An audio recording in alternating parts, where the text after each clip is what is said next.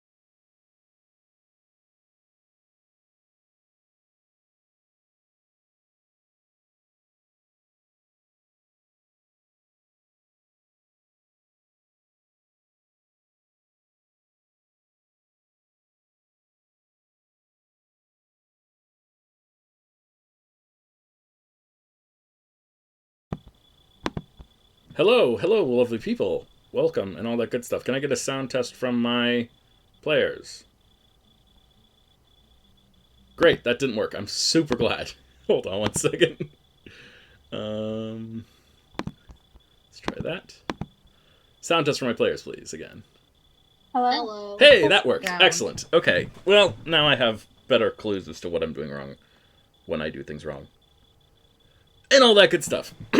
Excellent. Welcome, everyone, to the Assassination of Primarch Magli Blackice. This is part of our Sagas of the Shimmering Seas series. Wow, that is a lot of S's. I don't think I realized that when I started this project, but you know what? Sometimes you're there. And all that good stuff. Okay, well, let's jump on into things right away. Unless anyone has any objections. Nope. Great. Well, Take that. Take that, objections.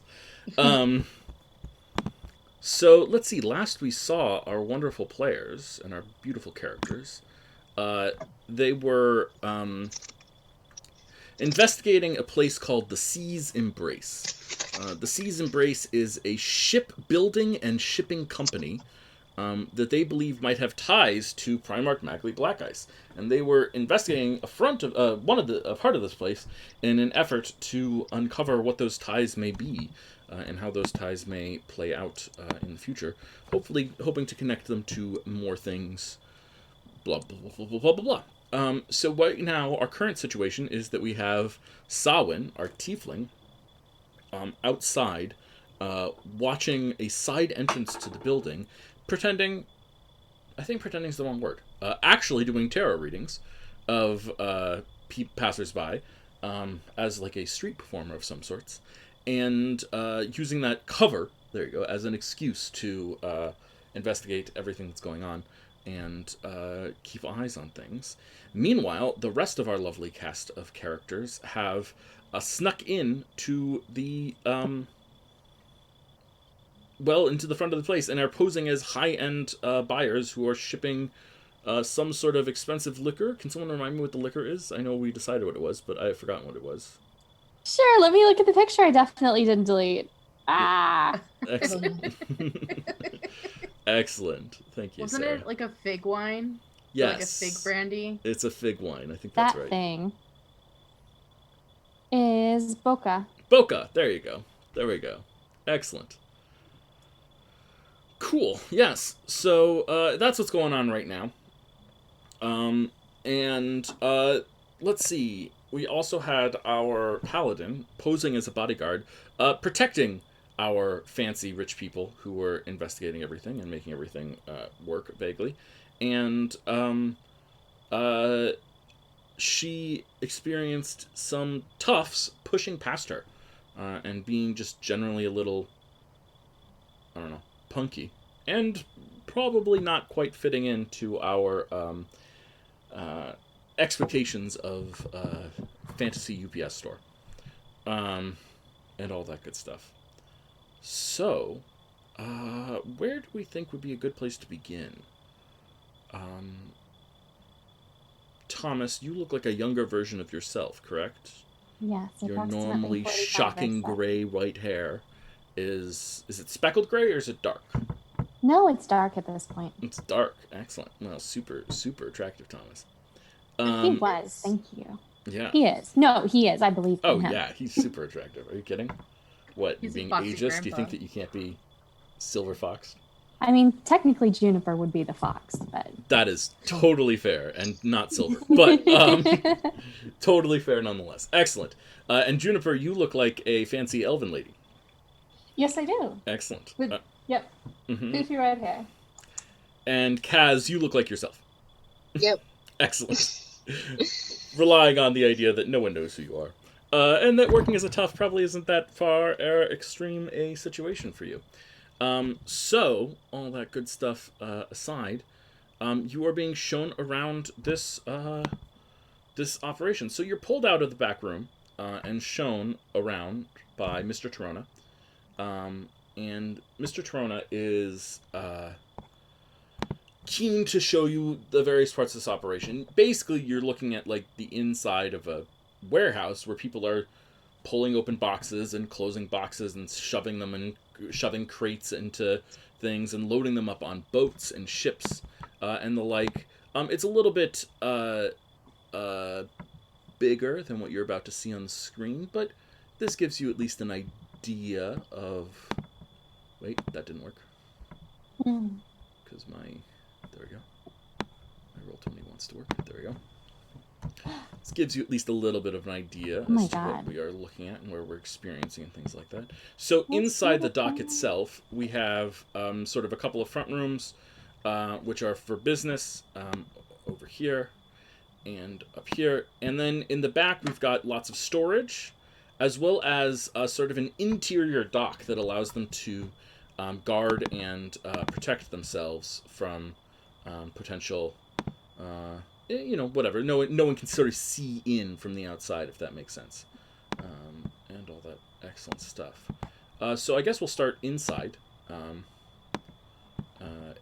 if that works for everyone.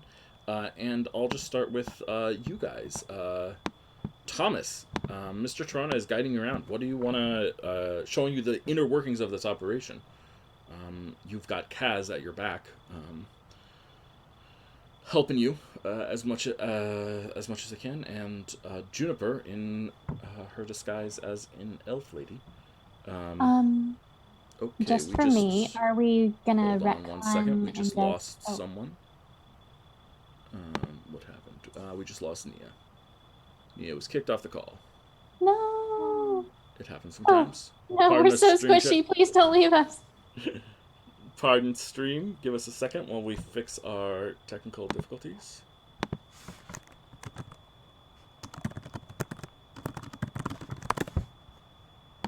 No. Her computer froze up. Oh, okay. It has happened to the rest of us, and the worst of us is all. And right now, we are looking very intently at the forehead of both Jess and Sarah, and sort of the right shoulder of Jess, and the smile of Faye. All good things. And I look perfectly normal. I don't know what's wrong with all you guys. Oh, I know. I set it up. Oops. Well, we'll see what happens. And all that good stuff. Yeah, you wanted to ask about what we're doing with Endez / Musashi. Yes. That is an excellent question. I don't know. I haven't decided. He was posing as our halfling accountant. Yeah, I think he's still posing as your halfling accountant right now. Okay. We may lose him after this, obviously. For those of you that don't know, Musashi has decided to take a step back from the stream, and is welcome to join us whenever he likes, as Endez if he likes, or as someone else if he so desires. But for now, at least, he's taking a step back from the stream. But for the purposes of this moment that we are in, he is still I'm wondering if I us. should... What should I do with this? Because this looks bad. What happens if I go over here? Okay, if I go over there, it becomes a black screen. That's great. How much should I fix this now, only to have Nia join us again, and then have it all be wrong again? It's a question. No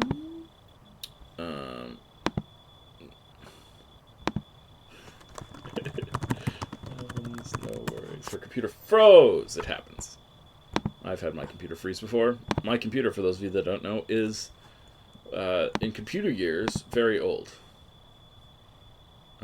I'm gonna just leave our screen looking messy for a little bit, and then when Nia joins, I think it'll just automatically fix because she was the third to join the call, so it should all work. Excellent. Okay, I'm gonna just leave it all as is. Okay. Yeah, so I think Endez is still with you guys at this point, and we'll cycle him out in the future. And then if he feels like he can come back, he can join us in the future as well. Okay. Well, for this moment, because he is surrounded by his companions and cellmates, as it were, who are in the process of pretending to work for him, Thomas is going to kind of observe the warehouse. He's going to attempt to look really bored and uninterested because obviously being from a shipping family as he's pretending to be, and as he is in real life, having ditched his family's merchant enterprises for the cloth, he's just feigning a lot of familiarity and boredom with everything going on around them, just kind of gazing around, eyes half-lidded, but definitely taking everything in, trying to find out what he can about the structure of the place. Excellent. Why don't you roll for me a perception check then? Because I'm not driving the computer. That's why. Okay. I'm doing it. Hold on. Core. Core. Okay.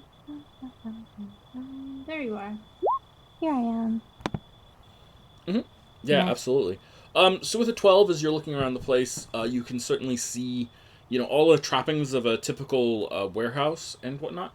You notice that there is a side room that is blocked off, and that has like a sign in front of it that says, "Do not enter without authorization."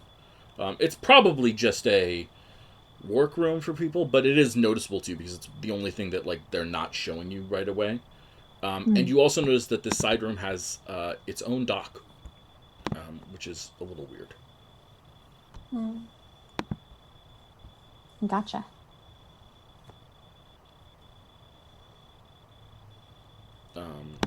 And so our tour guide, Mr. Torona. Yes, well, as you can see, our operation is very, very nice, and we'll handle your goods with care, and we're always so very careful with people. And as he's saying that, a bunch of dock workers just drop something to the ground, and you hear like the clattering and shattering of things. And he says, "Well, people like you, people who can pay premium, if you know what I mean. We always take good care of your stuff." And then he turns around and like screams at the dock workers, "You ragamuffins! How could you behave in such a manner? We have guests! You must absolutely take care of everything! This is wrong!" Pardon me for the intrusion, of course. I hope that that will not cast too negative an aspersion. And I do promise you that we do have special services that we offer to take care of our more wealthy and protected clients, those who, can afford a little extra. I understand perfectly. However, I would prefer to have all accounts settled and drawn up so that no last-minute addendums sneak into our arrangement. Yeah, what are you trying to get from him here? Nothing. He's just reacting Got it. as someone who would not want to be swindled, like, don't charge me extra, etc. Yeah, of course. Yes, of course. We would never consider such a action. Not for the likes of you, of course, with your family and being what it is and your situation with, we value repeat customers, and we hope I'll hope to turn this into a long and profitable relationship, Naturally, it remains to be seen, but I do appreciate this first meeting. The private dock there off to the side. Would that be where it would be, or not? Can I retcon that? I misspoke. The little secluded dock off there to the side. Would that be where we should direct our men to deliver the boca, etc.? Oh, no, you can have it delivered to the front. We'll put it there, of course, but we don't allow most people into that area. For safety's sake. You're not our only, client of this ilk. No, naturally. Juniper, while Thomas is having this conversation, what are you doing? How close am I to that door that he just mentioned? Let's think about that. Probably about 30 feet. Is it okay if I just wander a little bit closer? How close do you want to be? Maybe like 10 feet or so, just kind of like examining things and kind of like a, this is getting dull for me kind of way, even though, I'm not sure if that's how I'm just faking what he looks like at this point. Oh my god. And I want to try to sneakily cast Detect Magic. Yeah, absolutely. So casting spells is like a dramatic thing in general, right? It's just it's a big thing. There's no way to subtly cast a spell without the subtle spell ability that we get from from being a sorcerer. So, there's no way to subtly cast a spell. Yeah, that's what I was saying. But that doesn't mean you can't head over there if you're interested and sort of see Yeah. what happens when you go near it, or if you want someone to try and cause a distraction or something like that. If there's a way you could pass that word to Thomas or Endez or Kaz when she gets here. Well, I still want to detect magic. Okay, so you're willing to just go whatever happens. That's your plan. I'm not against it. I'm just letting you know. Yeah, I know.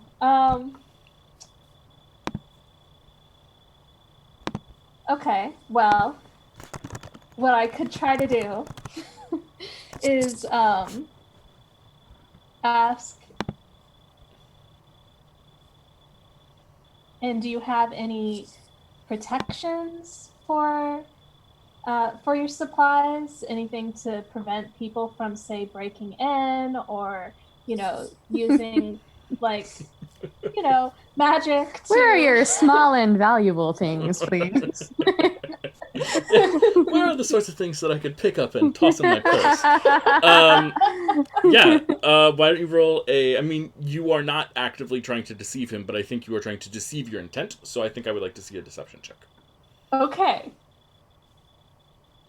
Keep in mind that Juniper is not an actress. No, she's not. No, she is not. Okay, so I think what happens is he turns towards you and says, the ways in which we protect our goods are trade secrets. We would never divulge them to anyone, not even prospective clients, you can understand. Suffice it to say that many clients have left many a good here, and they've all been well protected. We've served many sorts of people from all over the world, and, well, we know what we're doing. Is he looking at Juniper? Yes. Thomas draws a finger across his throat. Cut it out. Juniper just kind of cheerfully nods. Yeah, absolutely. She looks very uncomfortable. Mm-hmm. Oh. Yeah. She kind of wonders how long she's been in here. Samhain, what are you doing outside? Doing the same sort of stuff I was doing the last session we were together. I did want to point out that last time you made a note to tell me what time things happened, and I made a note of them. Okay. So 11:40 a.m. was when Seaworth walked up to me, or no, I'm sorry, walked into the side door. Yes. Of the building that everybody else is in. And then 11:57 is when the lizard and the human femme person leading the ragtag group went in. And I didn't know if 3 minutes has passed and if something has happened. At noon? You're wondering if anything happened at noon? Yeah. Is it noon now? I guess that was the long and short of it. That's an excellent question. And it is 11:59 and 50 seconds. Oh, okay. Or 48 seconds. Let's give you 2 turns. Is there anybody else walking up to my booth at this point in time? Or is it just kind of slow at the moment? It's a little slow at the moment, but not unusually so. It's not disturbingly slow or anything like that. Alright, well then that's fine. I mean, Samhain will just sit there and smile at people as they walk by, just waiting, and he'll just keep his eye wandering over to the building to see if anything happens. Excellent. At noon, you hear someone shout, "What ho!"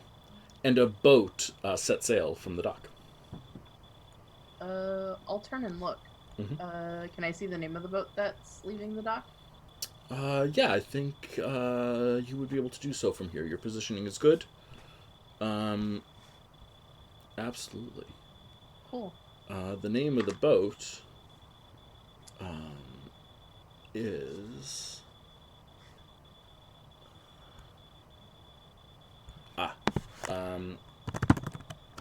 the King's Way. King's Way. Is that the boat that they were on before they went into the building? No, it is a different boat. It is a covered boat entirely, which is unusual. There is no exterior and no sails. It seems to be powered by perhaps magic or something like that. And quite surprisingly to you, you see it go out into the water and then submerge underneath the water entirely. Hey, Nia, welcome back, by the way. Nia, can you hear us? Yes. Oh, yes, excellent. I can. Welcome back. Glad to have you back. Have I seen a boat like this before? Roll a history check. Okie dokie. Someone bump this Monsieur Jack of all trades.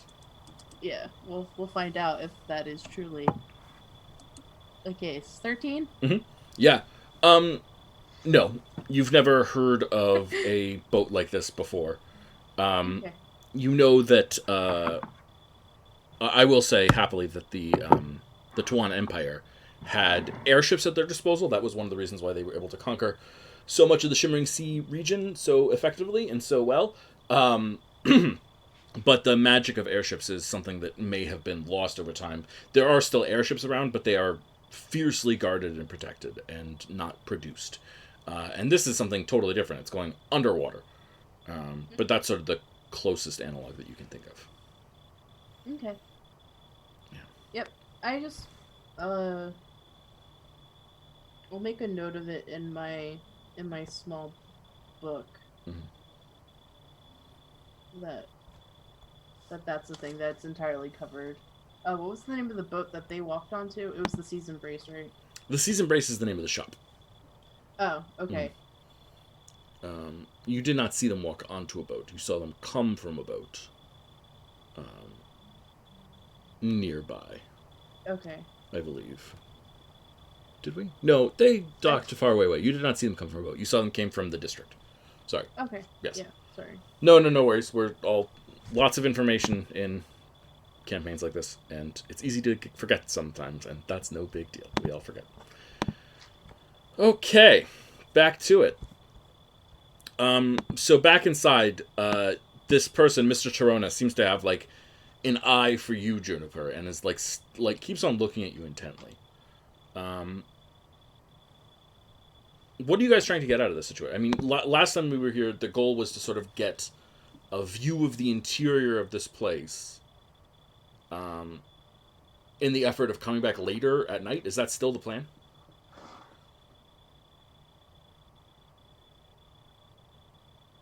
He asks questioningly, as everyone sort of ponders. Is there a new plan?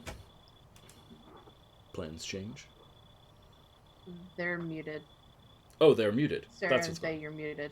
Sarah and Faye, you're muted. So if you're actually talking about plans, then...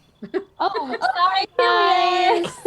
I was not actually interrupting you. You were just not speaking. I apologize. Keep going. Oops. So, what is the plan? Yeah, I thought it was to come back at night. Mm-hmm. That was the plan last I heard. I just wanted to confirm that is still It the plan. may as well be. Mm-hmm. I mean, at this point, Juniper's not getting anywhere, so... Mm-hmm. Yeah, I think we're definitely gonna be watched for the rest of the time we're in here. Mm-hmm. So Very true. I guess the plan at this point is to finish out the little tour he seemed to want to take us on and scamper. Yeah. So he makes a point of showing to you, because he thinks that you're interested in shipping goods. We lost Kaz again. No. Nia's internet. And so much else. Poor Nia's internet. I'm so sorry, Nia. So he seems very intent. He thinks that you are mostly going to be interested in shipping food. You mentioned grain as well as alcohol, so he's very interested in showing you like their cool new ways of preserving things or whatever. I mentioned most of Syria's major exports as per Wikipedia. It's true. You mentioned many things. And that's absolutely fine. It happens. But he's very interested in and he spins the conversation around at some point, and that's asks cute. you. Wants to play.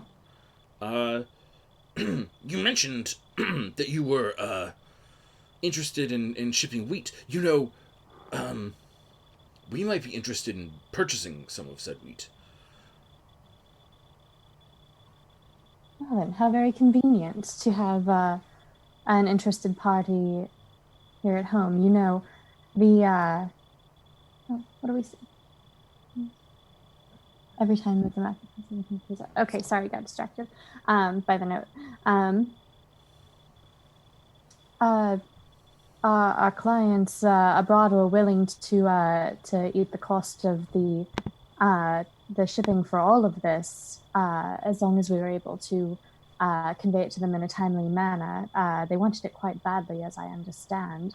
I am a businessman. Do you suppose you, might be interested in a further chat where we could talk about numbers? Absolutely. We very much would be interested in something like that. We're interested in stockpiling a little bit of extra resources, How delightful for both of us. Yes, and, if you sold it here at home, then, you wouldn't have to deal with shipping fees or import-export fees or tariffs or any of that nonsense. That's quite true. It could be quite convenient. I must ask, I suppose it's no business of mine where it goes, but who are your buyers that you'd be willing to absorb so much of the expense of this? And he sort of looks around, in that comical way of, making sure that no one's listening. There's a lot of people on the floor and things like that, but they all seem busy and they all seem to be working. And he leans in and says, "Truth be told, I don't rightly know. I was just told that when people come in trying to import, when people come in trying to export, large quantities of food, I should try and purchase it from them instead. That's what I was told. It's just my instructions." Fascinating. Given the state of world events, I suppose it's not uncommon that someone might feel insecure, might want to fortify themselves. As long as there have been beings on this earth, they have tried to build up stockpiles for themselves, whether it lasts or not. And I suppose there's quite a profit to be made. Yeah, when you say that, he makes a religious gesture, and says, "May Primarch Perla Ironwalker rest beneath the waves in peace." Indeed.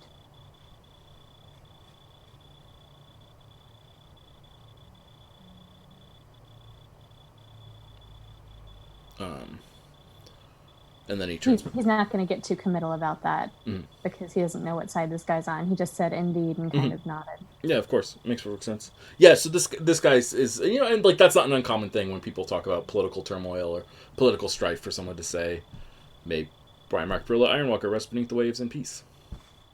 Okay. Okay, let's see. Is that so? That's a common saying. That's not to be derogatory. It's a sign of respect. It's a common religious term. Over the table. Yeah, it's a common sign religious of respect, but it could also be lip service. So... Yeah, it's like someone saying "rest in peace." Yeah, okay. I just wanted to make sure that it wasn't my seventh husband, rest his soul. No, bless your heart. It's nothing. It's nothing that dark. Okay. Nothing as dark as bless your heart. I mean, yeah. I mean, it's certainly I mean, she was the Primarch of the country. People. People cared to a certain extent. She was very popular, right? It wouldn't be uncommon for people to think highly of her, if that makes sense. In many ways, she was your guys' first elected official, although elected in a slightly weird way, but still an elected official. So she was pretty popular. And yeah, Primarch Magli Blackice is definitely working based off of that a little bit. Okay, Roll20 is causing Nia's stuff to crash, which is unfortunate, but happens sometimes.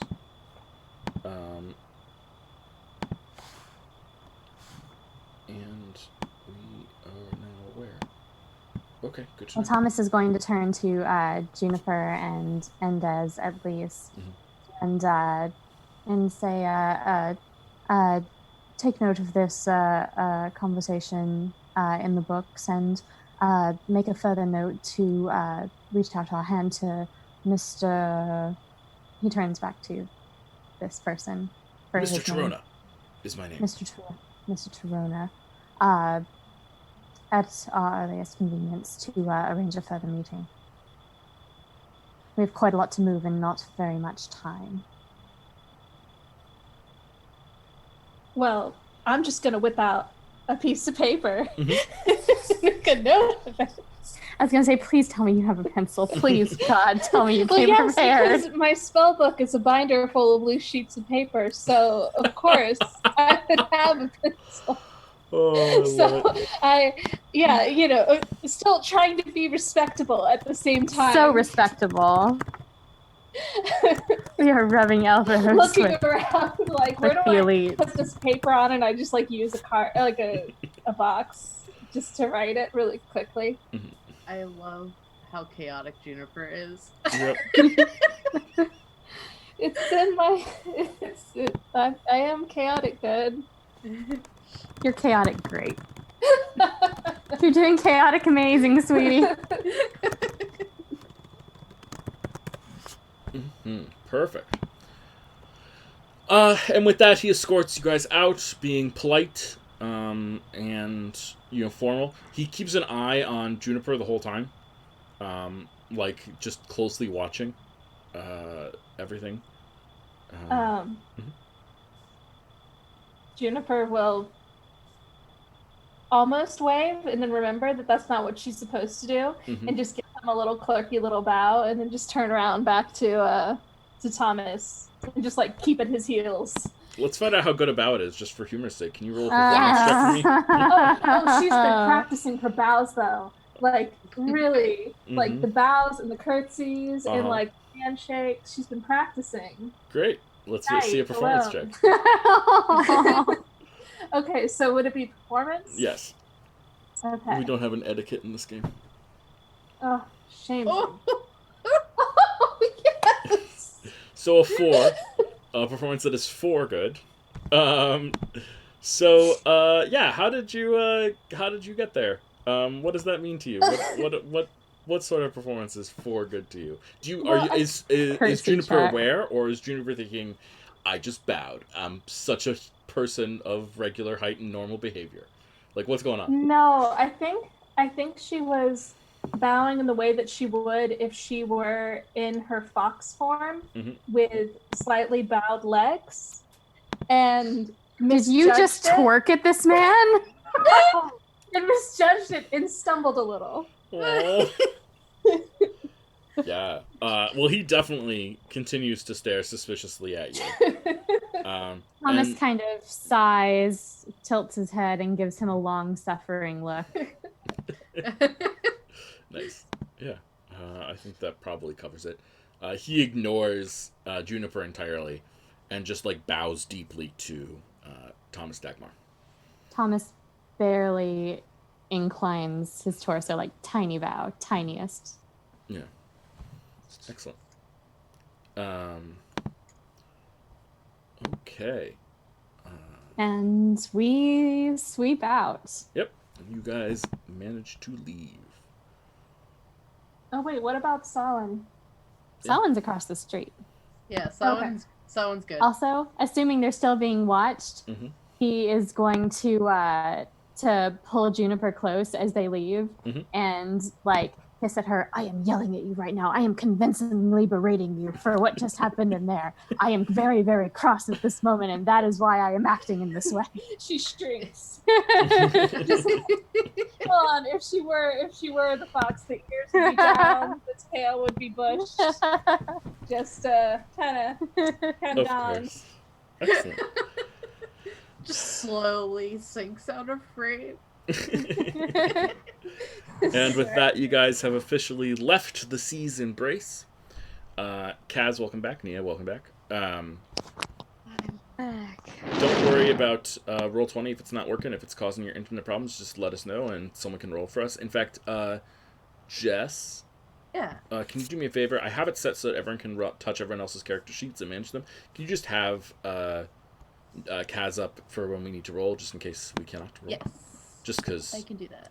Juniper and Thomas are already rolling for 2. Yes. I have opened it up on my phone, so okay. So maybe it'll work that way. Sounds good to me. I have no idea what will work and what will not work. Yeah. With everyone else's. The world is a big and confusing place. Yeah. Good stuff. Technology.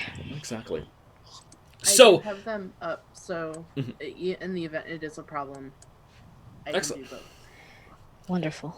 So, having successfully escaped the sea's embrace, having discovered some information from there, perhaps, some interests of theirs, some secrets of theirs, potentially, or at least not discovered, but discovered where to look, at least, you guys head back to somewhere to plan, probably. Where do you think you guys head?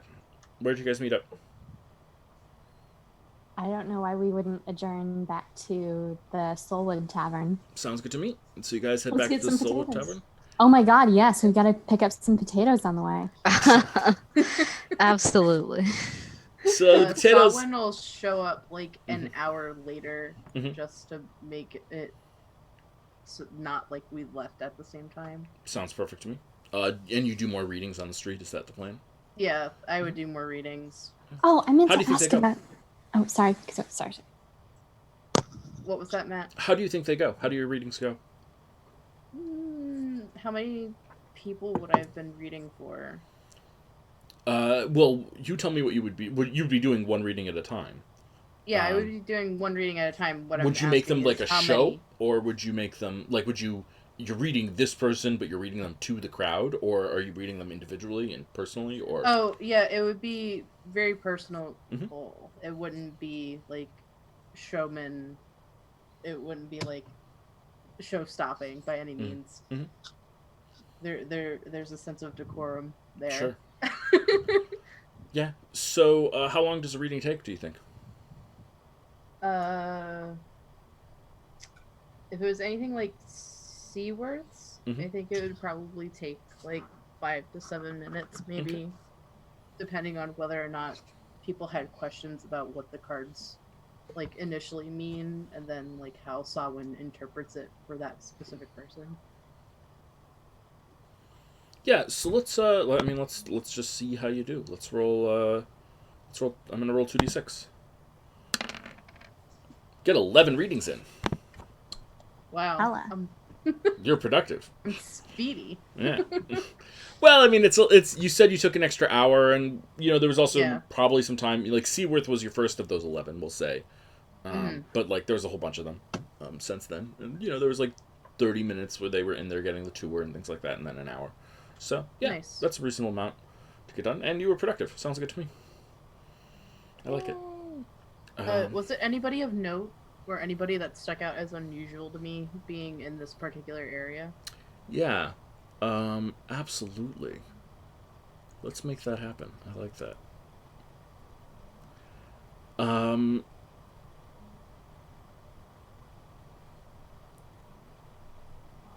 Okay, yeah. So... Ooh. Actually... I've got a couple options here. Let me think about what move I want to make. Pardon me for 1 second. While I ponder my possible good answers here.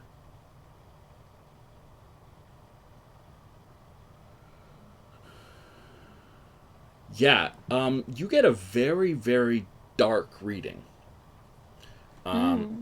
One that is not like whether you tell them this or not.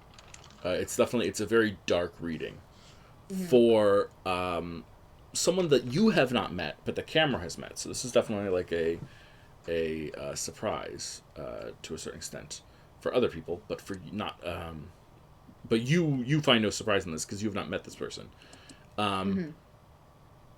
Oceana has a pirate that works for her named Knothead, who is deeply loyal to her. Works as a bodyguard in many cases for her when she's wandering around town, and like is just like very profoundly loyal to Oceana. And Knothead comes to you for a reading, and gets a very very grim reading. What do you think? What do you think? Do you tell him that, or do you lie and say nice things, or? Hang on, and I can tell you.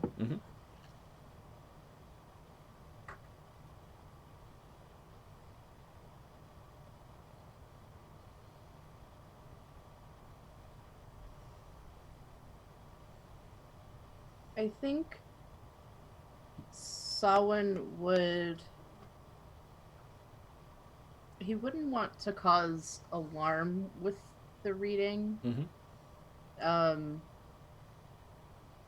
Samhain would probably say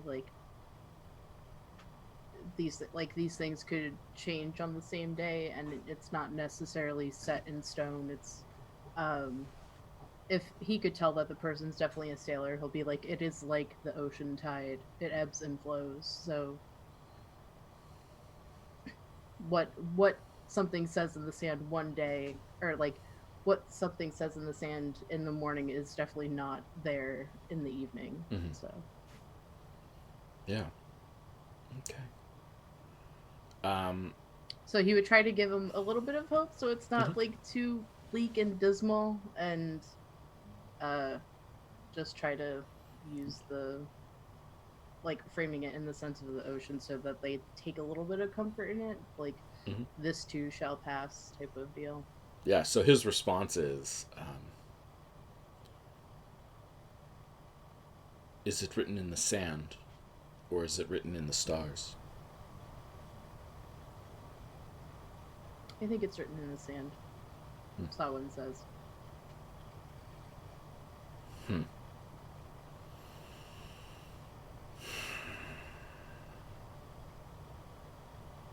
Looks downcast and stares into the middle distance.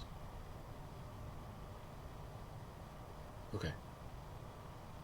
Well, thank you, reader. If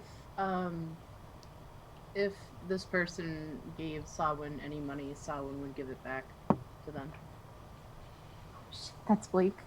No, keep it. It's good to know, at least.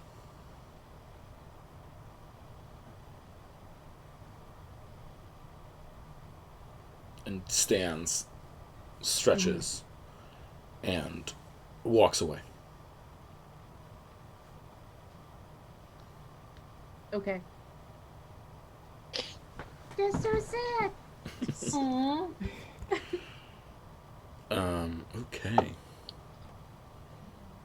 And Knothead is different than Seaworth. Yes. Okay. Seaworth is our happy dancer.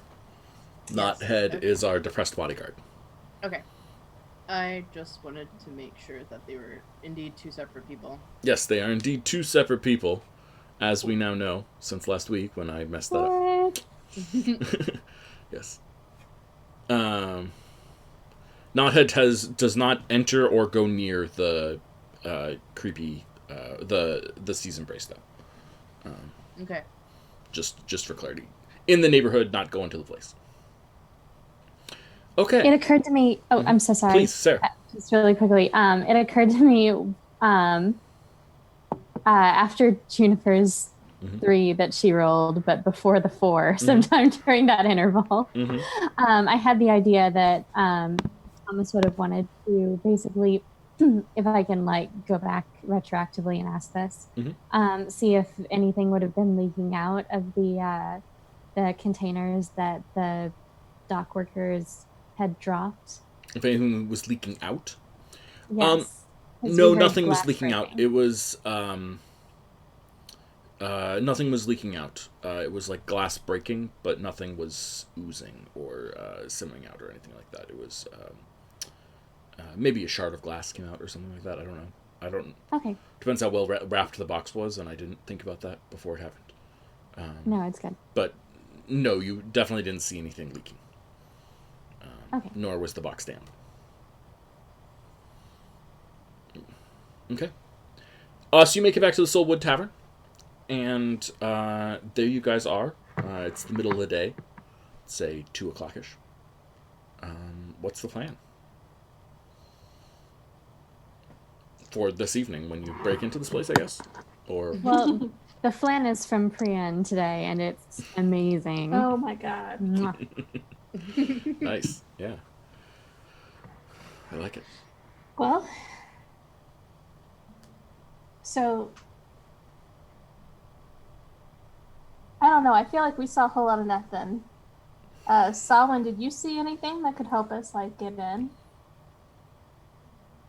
There was a side door that someone I gave a reading to walked into. Let me remember, and Salwyn will look up and to the left as he's recounting it. Is up and to the left where your notes happen to be as well? Yeah. Excellent. I know the feeling. My notes are also up and to the left. Up and to the left. So this gentleman knocked 3 times, paused, knocked twice more, and then entered. Okay. So we could do that. I mean, would that be weird doing that in the middle of the night? I mean, you could also dress like him. I took detailed notes as to what he looked like. Ooh, could I wait, do I have that? Do you have his clothes?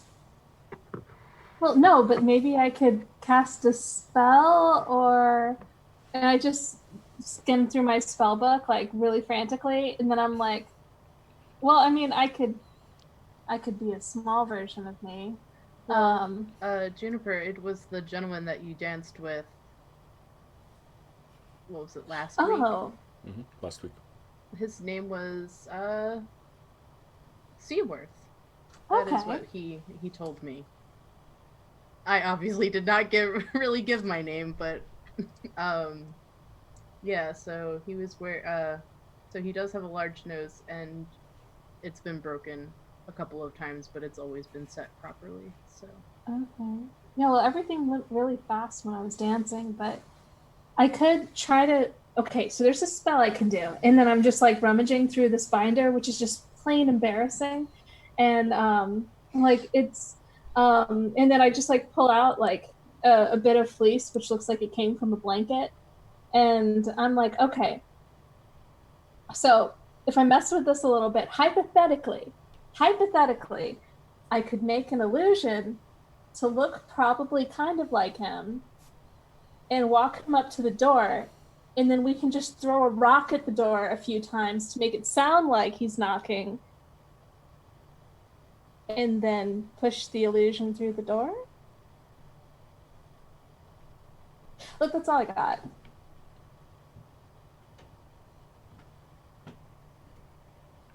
I mean, I could go. We don't necessarily have to do it tonight. We have the span of a week, correct? Yeah, the timeline was not specified. It was move like as faster soon as is better, possible. but faster is better, but urgency is not a thing. I mean, I don't see the harm in me going out and doing a couple more readings this week, if necessary. Yeah, gathering information. It might be an idea to observe the place under cover of darkness. I think if Solon wishes to volunteer, that could be quite helpful. Yeah, I can do a couple of evening tarot readings, and then like I've got the setup to do that. Perhaps with some protection as well.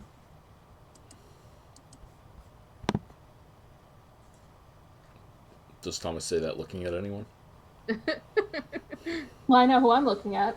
Oh no, that was not in character looking. Or that was sorry. No, I was curious. Oh yeah, if I'm looking at Kaz, I'd be looking down. Oh my gosh. What's the Brady Bunch up in here? No, he says it out loud, just looking at everyone equally. Not pointedly either. Oh my gosh, this is becoming a tangle. He just says the thing. Yeah, sure. Sorry, I didn't mean to. No, it's good. I was just like, I'm making this work. That's fine. That's absolutely fine. Okay. Yeah, sure. I mean, it doesn't make a difference to me. I can handle myself. But I think maybe 2 or 3 nights should be enough. And then I will do readings in other places around the city, so it doesn't look as weird. But yeah, I'll do a couple of nighttime readings, and then we'll reconvene. Yeah. Okay. So Samhain is going to do some gathering information. Is anyone going with Samhain to serve as muscle or protection, or is the plan, or is Samhain confident enough on their own that on his own? Yeah, I would say that Kaz has learned disguise self, and she just uses that, and blends in with the crowd just to be nearby. Where did you learn disguise self, Kaz? Oh, Kaz is an Aasimar. Oh. And therefore has that ability. Good to know. Excellent stuff. Are you able to treat that as a cantrip? No, it's I think it's just a spell, yeah. Yeah, it's a spell slot. It's a natural ability, I think, once per day for an hour. Nice. Yeah. So. I also have disguise self. Excellent.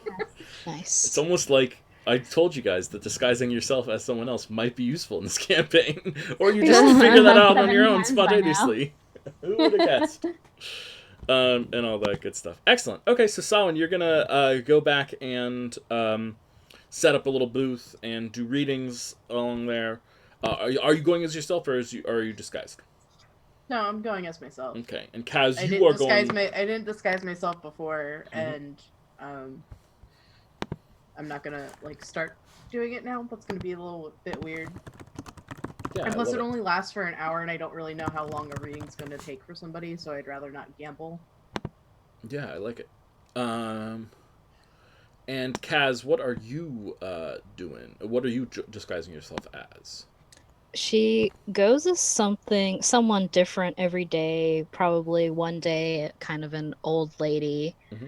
Another day, like feeding birds or whatever. And then another day, she's perhaps disguises herself as a sailor. And another day, just like a common peasant. Just something different and unsuspecting every night. Yeah. I like this. Okay. Do I notice anything unusual on the 3 nights that I go? I've got a series of rolls that we're going to need to make here, Jess. Yeah. First of all, can you just roll a d20 for me 3 times? No modifier. Okay. Alright. I'm not concerned. Why are you concerned? That's I'm smiling. Can't you see me smiling? No, I can't. I can't see your camera. I don't have Twitch up. Good. Okay, so I got an 8. Okay. I got a 2. Okay. Oh god. I got a 3. Excellent. Oh no. That's a bad idea. And then let's also have you roll a perception check. 3 as well. On your perception check? No. I'm asking, do you want me to roll 3 of them? Oh, no, just 1. Just 1. Yeah. Okay. Here we go, everybody. Don't forget that you have inspiration, probably. What? Don't forget that you have inspiration, probably, if you want to roll. Oh, yes, that's right. Okay. Yeah. So I'm going to roll first, and then I'll decide if I want to use my inspiration or not. I will have that clicked on, so I know that it's there. Okay. Okay. You have to actually decide if you're going to use your inspiration before you roll. 12. No, that's okay. I'm saving it. Excellent. Okay. Cool. Well, 12 is passing on the perception check. Unfortunately, your other rolls were potential Yikes. random encounters. I know that's Delightful. shocking. Delicious. Okay. Love the taste of those. I know, isn't it so much 8, fun? 2, and a 3. Yeah. Okay, well,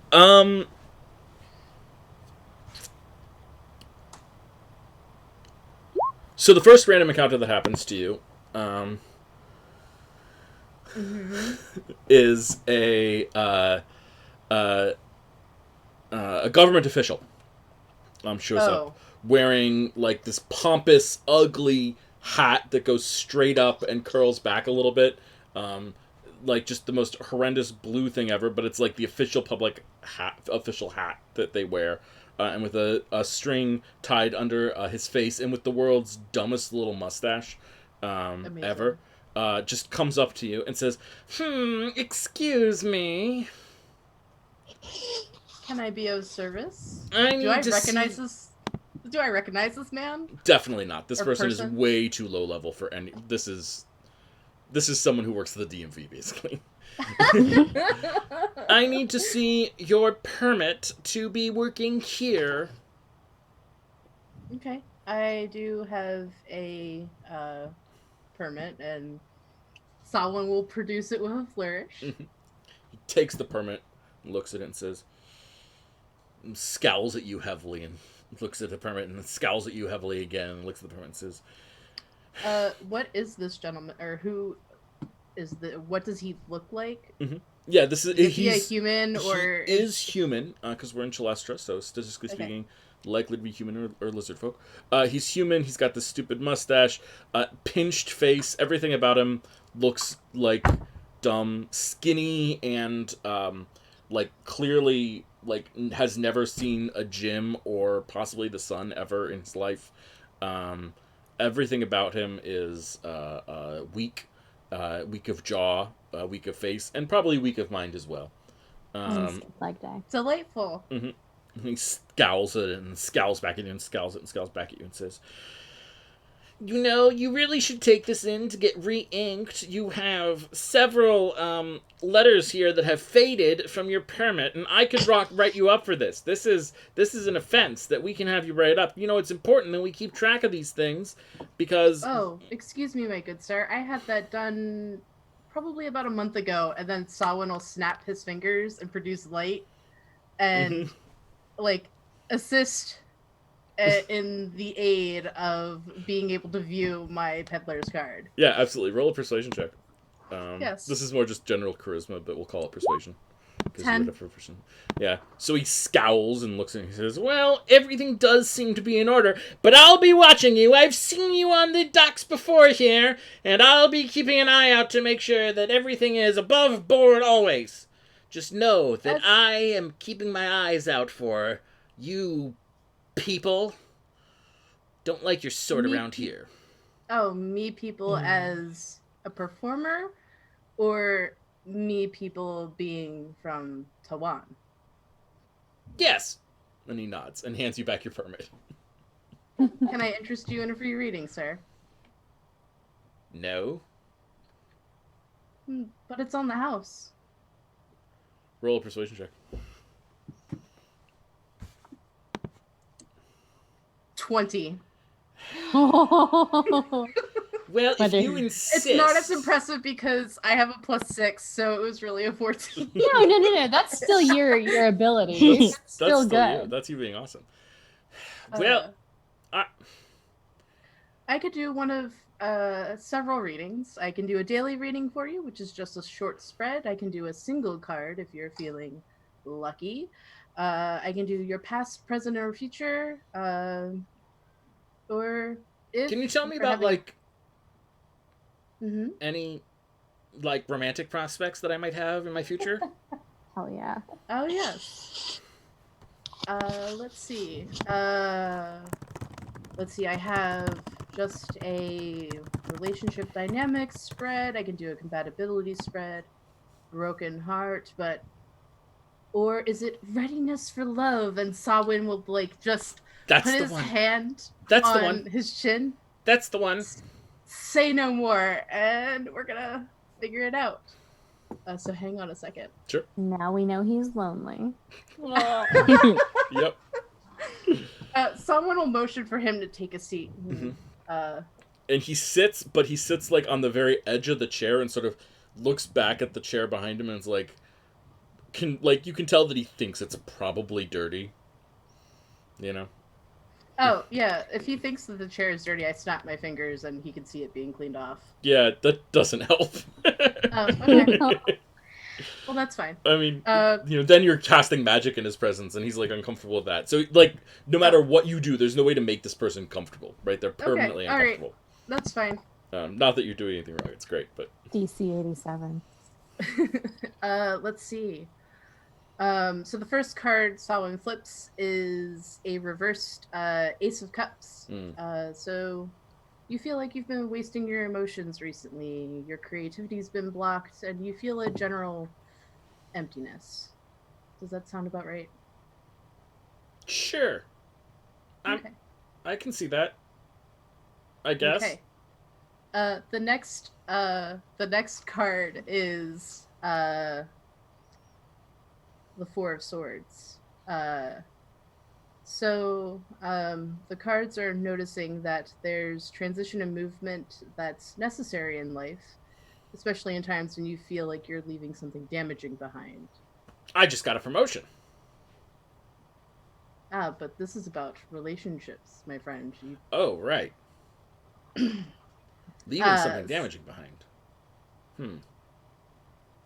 But the place that you are leaving contains no kindness for you, but still you're having difficulty in parting ways with it. Generally, when I do this type of reading, this card can also mean emotional baggage, unresolved issues, and resisting transition. Not that I'm saying that this is the case for you, but that's typically what it has been for other people. The next card is the Queen of Swords, and it's facing Samhain. So there's a woman of immense complexity who's sometimes considered cool-hearted, but also sharp of mind and wit. Independent, and she possesses great powers of organization and analysis. Over the table, I really hope I'm talking about his boss. That he has a crush on his boss. You totally are.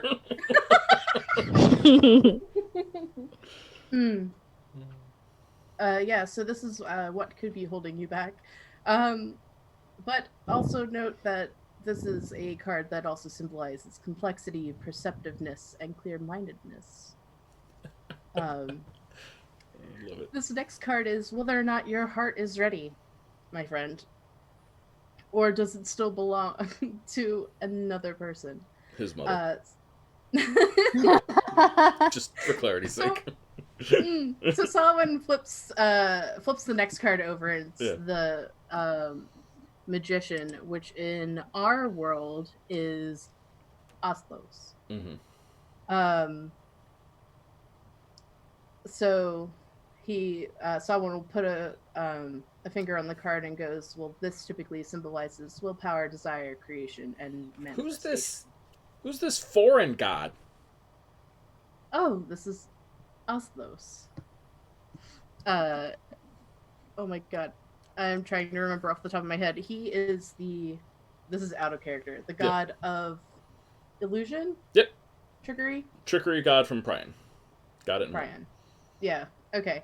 Yeah, so he will relay this, but Samhain spins it in such a way that this god made it so that civilization could thrive, and that if it wasn't for like diversion, civilization would not exist. And instead of, being like, oh, this is just some trickster god. Yeah. So right. So saying that he had magic on his side, he was able to accomplish a great thing by being able to allow civilization to thrive by creating a distraction. So that the other gods could do the work that needed to be done. So you're saying my heart is ready for something to be planted and grow? Yeah, So the magician is the representation of willpower. So he takes all that is available to him and molds and transforms it into his desire. Um, you see here, his hand is pointing up towards the sky, as above, so it is below, meaning that the earth reflects the heavens, and what is within is also without. And then is your mind ready? So not only does your heart need to be ready, but your mind needs to be ready for you to be in love. So the next card that uh, Samhain flips over is the Chariot, which is Euhexia. Another foreign god. This guy's getting the prying gods all over the place. Yeah. Maybe the love of his life is from Priam. Maybe he shouldn't be such a bigot. Anyways. That seems like it would be better for him overall. It seems like it would be better for everyone overall. But whatever, keep going. Yeah, so Samhain will just briefly explain Euhexia to him, and states that this is a card that typically symbolizes direction, control, and willpower, which is something that is not unlike the previous cards we've seen. To achieve and accomplish what you desire, you should take the reins and harness the chaotic forces that surround you. And then last but not least... You see him getting, like, super pompous at this, like, yes, I can impose my will on chaos. Sorry, keep going. Yeah, and...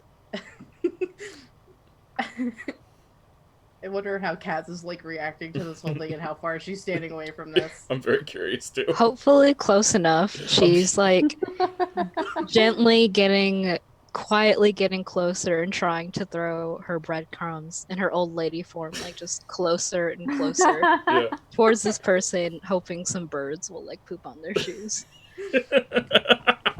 I love it. I love it. I love this a lot. And last but... not least, I'm so glad I decided I wanted to do this. I'm so glad you rolled high enough. Yeah. Keep going. So last but not least, we need to know if your spirit is ready for love. So the next card he flips is the High Priestess, which is a chimera. Ooh. Or the chimera. So, as there are 3 heads on the chimera, there are 3 things that this card symbolizes: intuition, unconsciousness, and your inner voice. So to direct your will outward, one must also be able to understand one's internal world. The High Priestess is the guardian of the unconscious and beckons the traveler to the world within. So you will need to take some time to reflect before you follow through with what the previous what the cards in the previous readings have told you. Huh. So even though my heart's ready, and my mind's ready, I shouldn't just go into work tomorrow and stamp her down and tell her I love her. That is correct. These things must be approached slowly and deliberately, which is why the High Priestess is... why the Chimera is cautioning you to listen to your inner voice first and take stock before you profess your love. I don't know how I feel about these foreign gods that you're using here, but I'll consider what you say. Samhain just gives him a nod. Excellent. Kaz, that's your old lady disguise. What's one of your other disguises? Probably the next night she will be just a common dock worker who is just, I guess, sweeping around the area, loitering a bit. Yeah. Okay. So you're like loitering a little bit and hanging out there, and someone walks up to you. They're like maybe 10 years old, and they're a halfling. Now, it doesn't mean that they're a foreigner, right? Halflings very much could be from here as well. But they're definitely a child. They're not just short. They're not just... You're not just doing it because they're halfling, but they actually are a child. And comes up and, like, pulls on your sleeve a little bit. Just taps on you a little bit. Yes. Can I help you? I was told to give you this, and she holds out a cookie. A cookie? Mm-hmm. Oh, thank you. She just kind of sniffs it. Mm-hmm. Does it smell? How does it smell? Does it smell okay? Let's find out. It smells great. It smells really good. Who told you to give this to me? And like the child like turns around and spins around so fast that she almost falls over, and then but catches herself and then points, and you can see that there's like this group of 3 older than this teenagers giggling. Okay. Kaz waves and then pretends to take a bite out of the cookie. And the little girl just like nods quickly and then like runs away. The like child runs away. Okay, that was weird. And then the girls from across the way, one of them like waves at you. She waves back. And comes on over. Do you like the cookie? Yes. It's good cookie. It's a great cookie. A good cookie for a good sailor. Oh boy. Ooh. I mean, I wouldn't say that. You don't really know me very well. Oh, but I can tell. I mean, look at the strength of your arms. They are pretty strong. I'm pretty buff. Yeah, well, you know, always nice to have sailors in town. Yeah, I'd say so. Shouldn't you be in school or something? School? No, I graduated. Oh, I'm an adult. okay.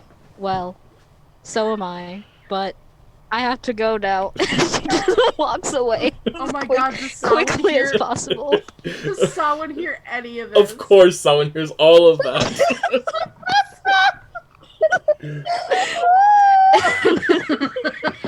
There's Doc. I'm an adult, so Oh my At god. first, she's like walking quickly, and then she just full on sprints out of the area. You need to clip that and send it to Musashi. That is a good call. What of a night, y'all. He'll get a good giggle out of that. Okay. And let's just clarify a couple things. Our third night, our random encounter. Kaz, what's your disguise this night? Tonight, she will be the ugliest, dirtiest hobo learning from yesterday. Oh my god. Wait, you don't want more cookies? No. No. It was a really good cookie. I rolled a 17 on a 20. That's like a really good cookie. Oh, cat appearance. Sorry. Sorry. No, never apologize for cats. Cats are the best. We're lucky now. Yeah. Okay. So Sawin, how actually Kaz, how close to Sawin are you hanging out? Like, are you mechanically speaking 30 feet away, 15 feet away? If you're too close, you'll affect Sawin's business because dirty hobo. Yeah. If you're farther away, you're maybe slightly harder to protect them. I would be a little bit farther away. Okay. Give me a feet in 5 feet increments, just so I have a mechanical distance to work with. I'd say 30 feet away. Okay, so like 1 run away. That's fine. So Sawin, a group of 6 people show up. Waiting for you to say youths. A group of youths.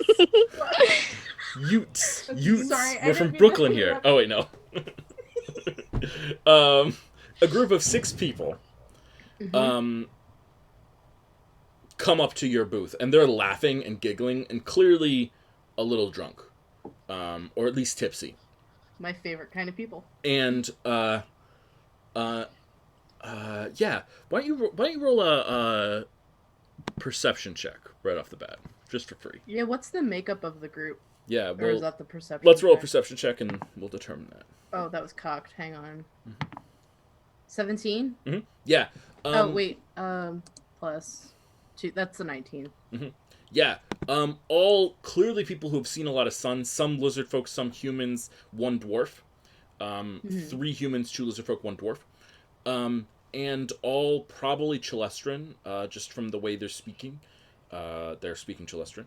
And all very clearly seen a lot of sun, probably sailed the oceans a little bit, and all of them armed. And yeah, and one of them comes up to you and, like, clearly egged on by their friends. It's a human female. Okay. She's like laughing, and like one of her friends whispers something to her, and everyone laughs, and she's like, "Shut up, shut up." You doing readings? Yes. How old does she look? Yeah. Tell me a little bit about her. She looks 27. Okay. And's got hair braided in sort of fancy stylings. Looks, with your 17, I'll let that ride. Looks like they've had her nails done recently. And, like, she's been spending money recently more than working, if that makes sense. Yep. Mm-hmm. It's shore leave. Anything goes. You know it. Yeah, with the 17, I'll also say, since I pointed out her hands, you notice her nails are recently done. 19. 19, sorry. Yeah, it's a 19. I rolled a 17, but then I forgot to add my modifier onto it. So excellent. Yeah, her knuckles have some bruises on them. Okay. Duly noted. Do any of her friends look beat up? None of her friends look beat up, but with that 19, I will happily tell you that multiples of them have bruises on their knuckles. Somebody say Fight Club. Okay. Yeah, so I'm doing readings. What kind of reading are you looking for? I've got general, spiritual, love, perhaps. Spiritual? What's that? Says the dwarf. And then, like, they all laugh, and the girl's like, shut up, shut up, shut up. Yeah, I'll take a spiritual reading. Okay. Mind, body, and spirit, or dream interpretation? You interpret dreams, too? And they all start laughing. Clearly not taking you seriously. Well, it's whatever the cards decide, but... I don't remember my dreams. Okay. And then one of her friends shouts, like, sure you do! You had a dream about having sex with what's-his-name! And, like, they all start laughing. She's like, shut up! And she's like, no. We'll stick with what'd you say? Mind, body, spirit? And spirit. It is. So it'll be a 3-card reading. Please have a seat. Sure. She sits down. And she immediately... Do you have anything, like, on your little table, like, besides the cards? Oh, nothing else besides the cards. Okay. She pulls out a dagger and starts like a flipping table... it while you're doing the reading. Yeah, so... Or, like, there's a table... Like, I have a pop-up table and then, like, a tablecloth over it, but there's nothing else on here but the cards. Yeah. What does she start doing? She pulls out a dagger and starts flipping it, just idly. Rolling it between her fingers. Alright. That doesn't bother me. Not yet. God, this is just like every customer service experience. Yeah. I know. Sawa's used to it. I mean, Sawa works in a bar, so, like, this is nothing. Alright, so the first card we have is the 8 of Wands, 10 of Cups, and 9 of Wands. Interesting. So Sawa taps the first card, so the 8 of Wands. So... What does that mean? I'll get there. So typically this card symbolizes rapid action, movement, and quick decisions. The dwarf laughs. Sounds like you! And she, like, punches him in the beard. Punches him in the beard? Does his beard have HP? Yes! I'm really scared of that now. So Samhain goes, after the struggle, there is a time of quick movement and unstoppable action. You have an overflowing energy and spirit to add to your tasks and your projects. Absolute and piercing willpower combined with swift and sure execution. Yeah, and they all start laughing. Execution, swift and sure. Sounds like you. She's got you pegged. Sorry, he's got you pegged. I apologize, Samhain. That's fine. And then Samhain points to the next, which is the Ten of Cups. So this is the state of your body and how you are currently feeling. So there's peace, contentment, fulfillment, and celebration. So emotional fulfillment and happiness due to a deep sense of unity within the world around you. So typically this card is about harmony and the joy that results from that harmony, applying it to your family, friends, and loved ones. And he gestures to the crew that she's currently with. There's a deep sense of community associated with this particular card. Definitely. We've got a community building. We've got a great community building. All right. And last but not least, my dear friend, is Spirit card. So this is resilience pushing forward and the last stretch, if you will. You're close to achieving a victory after a time of battle and hard work. Probably more the hard work than battle, but you have spent time pursuing and they all start laughing. That's what you think. Duly noted.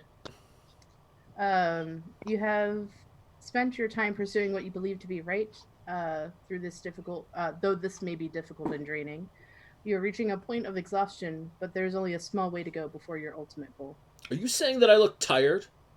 No, not at all. Are you saying my spirit's tired? I'm saying that the work that you might be currently doing might feel a little bit exhausting. Nothing tiring about what we do. It doesn't weigh on your spirit, not even a little bit.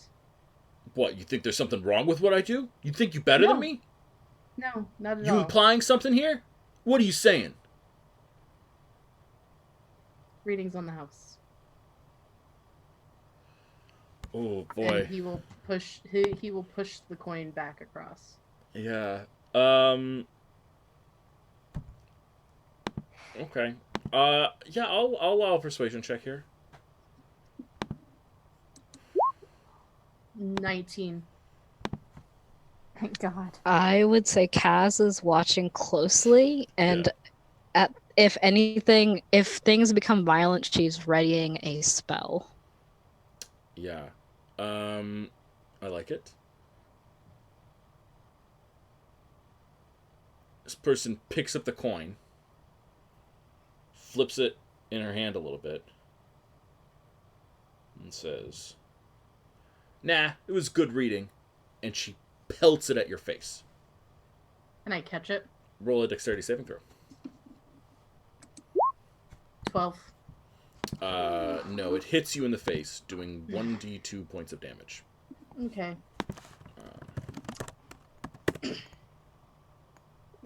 Then at this point, I would say Kaz would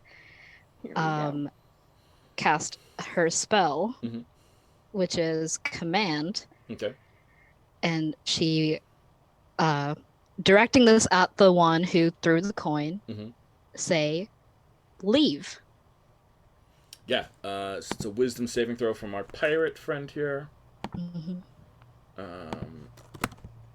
What's the spell save DC? 14. Oh man, she gets a 14. Nuts. 13 plus 1. Yeah, and I think that sets her off. She spins around. Someone's casting magic here! And they all start pulling out their weapons. Oh, nuts. Meanwhile, back at the Soulwood Tavern, potatoes are good tonight. Yeah, I know. Potatoes Hash are super browns, good right? tonight. Yeah. Perfect. I love it. What's the plan here, guys? Are you going to fight them or are you going to run? Sawin's not looking to fight anybody. Do you want to try and stop the fight before it starts? Is that the plan? You currently have a black eye from where the coin hit you. That fast, wow. Well, it's Yeah. probably not black yet, but it will be soon. Yeah. It'll blend with your coloring. Yeah, Oh, yeah. no. It'll look like I have a new spot. You get the right? eyeshadow whether you like it or not. A new spot, Yeah. yeah. So one will have to darken the other eye just until that goes away. Yeah. Yeah, I'm gonna try to persuade them to calm down a bit and maybe invite them to another tavern where I will buy them a round of drinks and hopefully they will pass out. Yeah. Okay. I'll allow you to make a persuasion check at disadvantage. All right. They're on edge and want to fight, and they have a specific interest in targeting people that they see as weak or alone. And you are not proposing anything that counteracts that. So it's a high DC. I think but it's not impossible for you. I think it's DC 15. DC 15. Okay. Man, I hope I get this. Big money, no whammies. No whammies. All right. Yeah. Ha! Ah! Nice. Woo! 21 at disadvantage. 21 is a I like it. That's what we like to see, baby. Yeah. So they'll take you up on the offer and take you back. You take them to a tavern that you know near there, probably. Yeah. And that will it's going to cost you some money because they're pirates, so they drink a lot. But you can. Well, they were already tipsy to begin with, right? Yes, that's absolutely true. Yeah. But it's not going to cost you an infinite amount of money. I think it'll cost you 12 gold. All right. Yeah, I can swing that. And they pass out non-violently, solving the situation. Kaz, do you go with them? Yeah, I would be following just worriedly, but from a greater distance of probably, I'd say, 45 feet. Excellent. Okay. Does the tavern have a cookie? Does the tavern have a cookie? Yeah. Yeah, absolutely. They've got... no, but they have people who will run next door and buy cookies. Well, no. If it's next door, then I'm going to go next door and buy a cookie and then give it to Kaz. Excellent. Approve. Oh, thanks. I feel like it made the situation worse, Solon. Oh, you did I'm your sorry. It's all right. This is not the worst that has happened to my face. best. Like so many things That's- in D&D. If it had worked, it That's would have been baller. terrible. Mm-hmm. Yeah. Muted. No, that was I fine. haven't met my siblings, so I mean, Your siblings would hit you? we were kids. This is not the worst that someone's done to my face. Is all I was trying to convey. Okay. I still don't like It's it. just a black eye. My nose could No. have been broken. I guess. A black eye is not going to get blood on my clothes. No, but I don't like seeing people being treated unfairly. Don't like that at all. It comes with my trade. Yeah. Sometimes I win, sometimes I lose. Today it was a middle of the road. I did not lose today, so That's good. I mean, you said this happens to you a lot. Well, occasionally. Occasionally. Are you always on your own? Do you ever have anyone looking out for you? No, I've managed to keep a pretty good eye on myself. Kind of have to when you look like me. Well, yeah. Well, that's good. I would like to say something kind and reassuring that I'll be here to beat up anyone who bothers you, but seems like you can take care of yourself. But I will say that I will beat up anyone that bothers you. I appreciate that, and that's why you got a cookie. And then someone Aw. winks at Kaz. Aw, thanks. This time she does eat the cookie. Much safer from Kaz than from random person on street. Yes. It's a pretty good cookie. It's okay. Did we notice anything while Yes. those interactions were Absolutely. happening? I wanted to do those interactions first. Cool. But now I will give you the fruits of your labor, which was your 12 perception check. Oof. Yeah. People go in to the side door a lot and frequently use the same knocking pattern that you saw before, the 3 pause 2, and then enter. No one seems to be opening the door. You can definitely see them entering, right? They're just knock, enter. So do they physically turn the knob on this door and push in? They do. They physically turn the knob and push in. And a lot of the people seem like sort of sketchy people going in. You're definitely noticing that there's like a trend of shady people entering through the side. Well, smart people enter through the front mostly, but there are shady people entering through the side sometimes. Okay. With this knock. An additional question: do I see Seaworth at all entering back through the side during the evening? You do not. You see him enter again on the second day, but you have never seen him leave. Okay. I make note of that. And what about our riff-raff ragtag group of lizard folk and humans? Yeah. Should they come? People like them are coming, if not them themselves. Never a group again, and never through the front entrance. Okay. But Seaworth is one that consistently goes in through the side. Yes.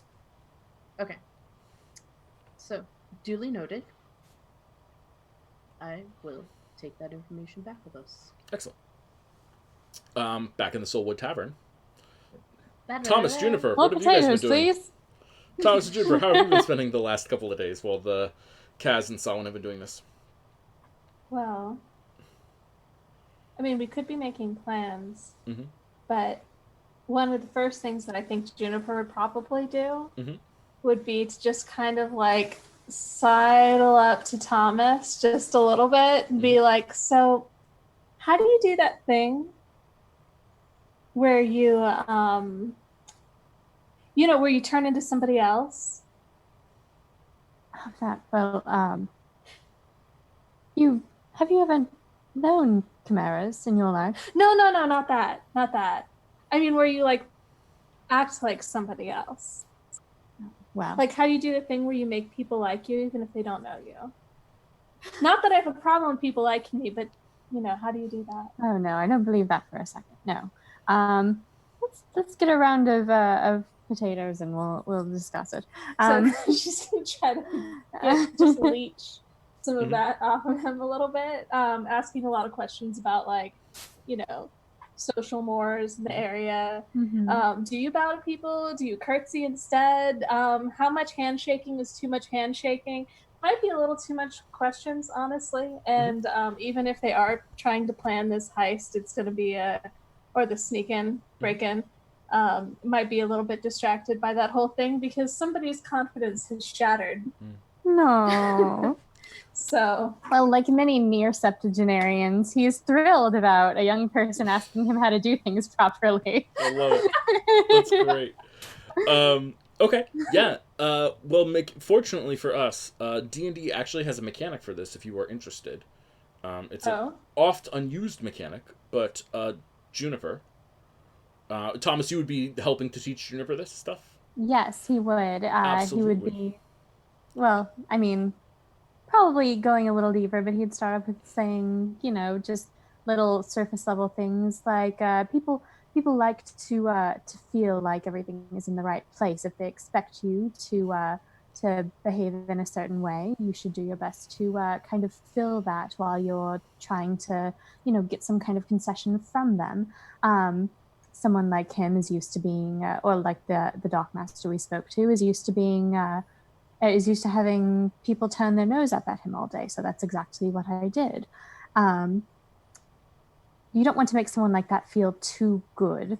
You want to kind of keep them on their toes. I know it's not very nice, but we did accomplish on the surface level what we came there for. And he's going to go on about like, if somebody asks you a direct question about something you're not comfortable about, you would work on not telling a lie per chance, but sprinkle in enough truth that you can deliver what you're going to tell them with confidence, and about having your shoulders back and about just general public speaking things. Perfect. So we're gonna steal this mechanic. This is from Adventures League stuff, but we'll steal it here anyway. Makes reasonable sense. Juniper, are you trying to learn persuasion or deception? Oh. She needs deception. Okay. And Thomas, you are trained in deception, correct? I'm not sure that he is. I know that he has proficiency in That's persuasion, perception. No, not deception, which is Not weird deception. because he has a higher bonus to that than he does to the other things. That's funny. I don't know. Maybe I'm doing this wrong, but No, that seems right. Okay, fair enough. Well, then never mind. We do not have a mechanic in store for this. And Juniper, you cannot start learning deception. You need to study with someone who knows something about deception. Well, instead, she's just learning a lot. I was gonna say, could I unintentionally teach her about persuasion? Yeah, like sure. if she's trapped at this countertop and I'm just talking at her. Yeah, you're talking about persuasion. You're talking about stuffing potatoes I mean, you into her certainly mouth. were talking about lying. You were talking about making people feel comfortable or acting as expected. That's persuasion. It is persuasion. Yeah. Okay. So Juniper, do you want to start learning persuasion? Sure. Yeah. You want people to feel like once you've gotten what you want from them, that they've actually gotten something that they want from you.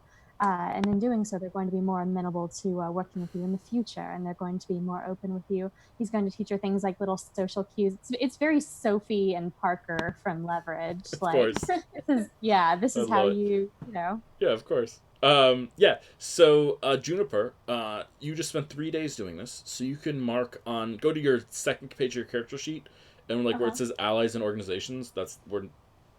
There's a lot of complexity there, but whatever. Write 3 out of 250 for persuasion. Oh, okay. It takes 250 days of practice to learn a skill. Right. And with that, we are going to take our break. We will be back in 6 minutes at 6:47. And that is the plan right now. See everyone back here in 6 minutes. 9:47 if you're nasty. Right.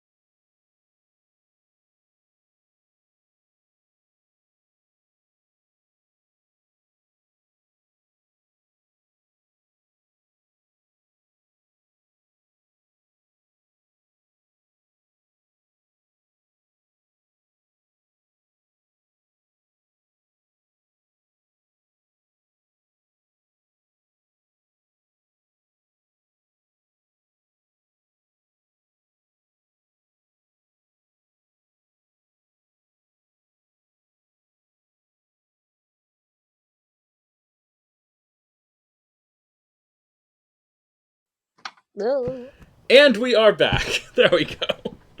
Excellent. Speaking of which, during one of the days, probably, I don't know, the 16th of the year or whatever, there is a newspaper that comes out that has information for y'all. It is not useful information for y'all, but it is fun information for some of y'all. At least I think it's fun information for some of y'all. Certainly fun for me. It says it's information about Prion, a country of halfling and goblins, a desert country in the north, made of halflings and goblins, mostly, among other things. And it's a notice in the newspaper saying that an earthquake has recently uncovered an ancient and hidden tomb in northern Prion, sort of in the middle of the wastes, and people think it might be the tomb of this ancient Prion leader named Akarut. And people are getting excited, and people are sending adventurers in, but this tomb is filled with deadly traps and weird things that no one's ever seen of or heard of before, or at least not in living memory. And that is all coming to Prion on a Thursday at 11 o'clock a.m. Pacific Standard Time. And yeah, if you're interested in checking out a little bit about that campaign, come join us on Thursdays at it's probably generally going to be 10 a.m., but we had some time change confusion because we are playing cross-continental. Wouldn't that be inside of the continent? Whatever. We've got some European players who do daylight savings at a normal time, unlike the U.S., who does it at a weird time. And so, internationally, thank you, Volvo. And so because of that, we're starting at 11 o'clock. I think our start time's generally going to be 10 a.m. PST, but this week it's going to be 11 a.m. and maybe next week as well, depending on when that stuff all changes. But that's going to be going on. It's going to be a cool, very heavy dungeon crawl campaign with totally different players, but it'll be a lot of fun. And I am excited to announce that one of you, specifically Sawin, has a dear friend, that you have been friends with for a long time, a lizardborn who has a name. I remember their name. He's not my friend. He's your friend. He's my friend. Oh, okay. Your friend, the lizardborn.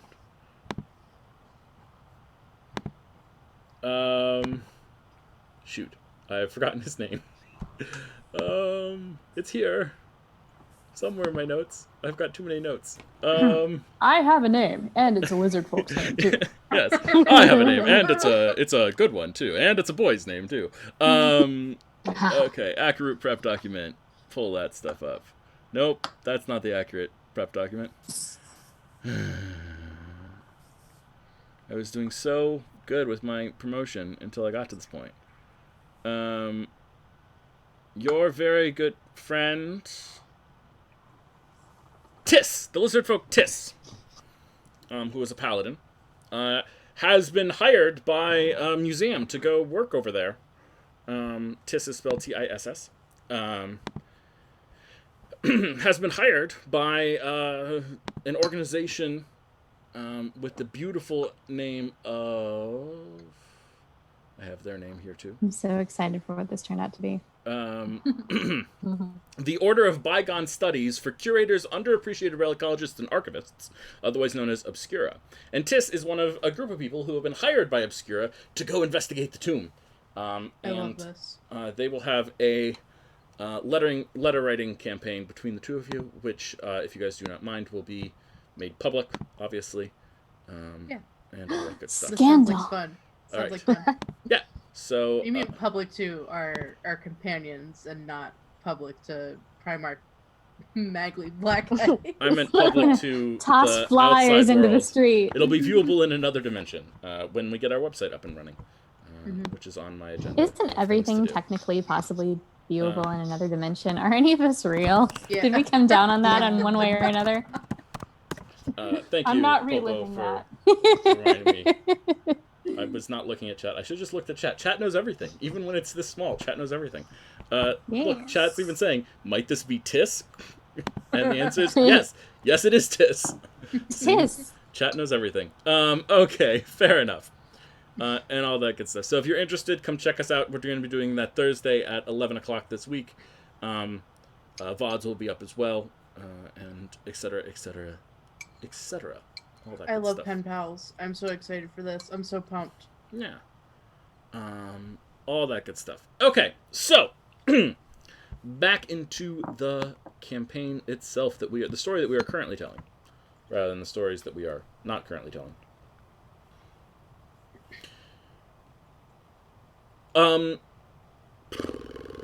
Right. Okay. So you have discovered Samhain. Mm-hmm. I just want you to know Mm-hmm. that I personally regret slightly that you did not roll higher on your perception check. I'm wounded. Because there was a clue Not that I was yet. very excited Oh, wait, to yes, give you you guys were. as a group. But it didn't happen. And Wait, I would have been able to notice something extremely important, but I didn't because I got a coin to the face. extremely important is not the right word. Okay. It was a clue that I was excited to give you guys. Wait, was your perception low because you got a coin to the face, so one of your eyes was like swollen, you couldn't see properly? Probably. Probably. Oh. I like it. That's certainly my headcanon now. Okay. So, you guys make it back to the Soulwood Tavern, and in the Soulwood Tavern you have room to plan. Make plans, figure out how you're going to do something, what documents you're going to get, what you need to do in the in the Sea's Embrace, and figure out how to steal things from them, if that is indeed your plan. So, here we see our heroes planning. Plan forth. Okay. Gentleman you spoke with have a ledger. Does he have a desk? I'm nodding, by the way, in case you are not I looking at this room. Can't Sorry. see you. Well, I was I nodding don't know as a where clue to the other people. I don't know where Indus has gotten to, or where else in the organization. Sure, he might yeah, have been and needed, so Endus but I assume we conveniently would in have this asked for last his couple notes. days, yeah, Endus conveniently, unfortunately, in the last couple of days was pulled aside by none other than Lady Stingray, who returned while Samhain was out, and told that he was going to go work for the research side of the operation. Octopus wasn't gonna. Lord Octopus is around still. Mr. Octopus is still around, but it was Lady Stingray who contacted him. I love Mr. Octopus. It's so silly. I love it. Sorry. Serious. Well, he couldn't very well be Doctor.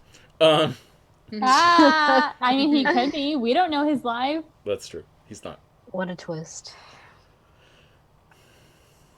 Okay, but we have Venda's notes. Yeah, but you have Endus's notes, yes. Okay. So yes, there is in fact a ledger that was that this person seemed to be taking notes in, Mr. Toronto.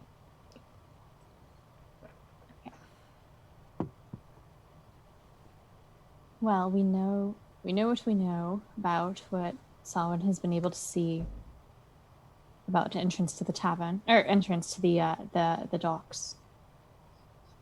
You say you never saw these people coming out, only entering. I see other people exiting. I think it was only Seaworth I didn't see leaving, right? Mm-hmm. Yeah, sometimes you'll see people leaving that side door. But But definitely not you Seaworth. saw more entering than leaving. Yeah. Okay.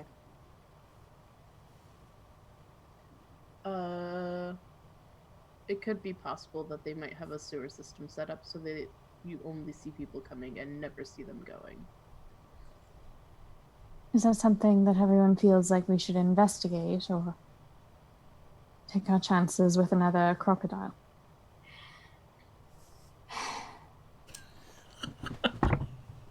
We killed the last one. And I got a better spell this time. So, I'm ready. Is that a new belt? New belt? New boots? No? What? It looked like crocodile for a moment there. I wish. Anyways, no, I got some more spells in my repertoire. Thank you.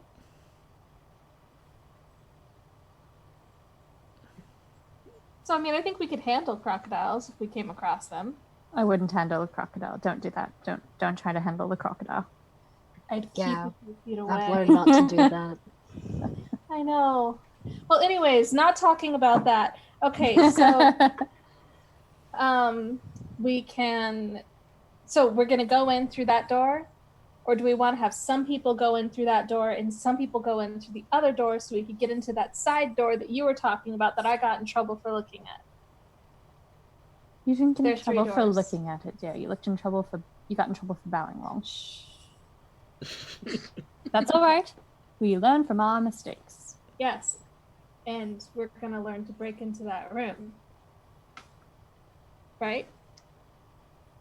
Surely. So, how shall we do this? We keep saying, like, we should do it, but how many of us are going through the door, and how many of us are staying outside? So I'll jump in here for just a second and make a point, and this is sort of a broad philosophical thing that I'll say about role-playing games in general. Sometimes games can slow down when we talk about doing things rather than doing things, right? These games are not really... Most role-playing games, there are some exceptions, are not really designed for planning so much as action. Just in general, you try and think about all the contingencies you can make, and what happens is you didn't plan for the right contingencies, and the dice screw you, or whatever it is. So don't ever plan too far ahead. Plan one step ahead, and think more about what your character wants. I want to know what's inside that room. Great, then I'm a person who has to go inside that room. I want to keep my other friends safe, so I should stand guard. Right? Think like that. That's sort of the most effective way of doing things. And don't worry if you're not the right person for the job. That's part of the fun of D&D, and at low levels it really doesn't matter. So. I could always be a distraction. I could do a street performance or something while you all go into the side door. I suppose something to nail down would be what hour of the day or night do we plan to do this?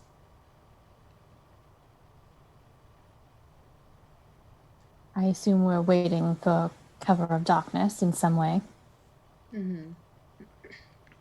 Now, if we plan to be in and out, would it suffice to set aside a smaller portion of, say, the early morning hours when there wouldn't be as many people out and about regardless?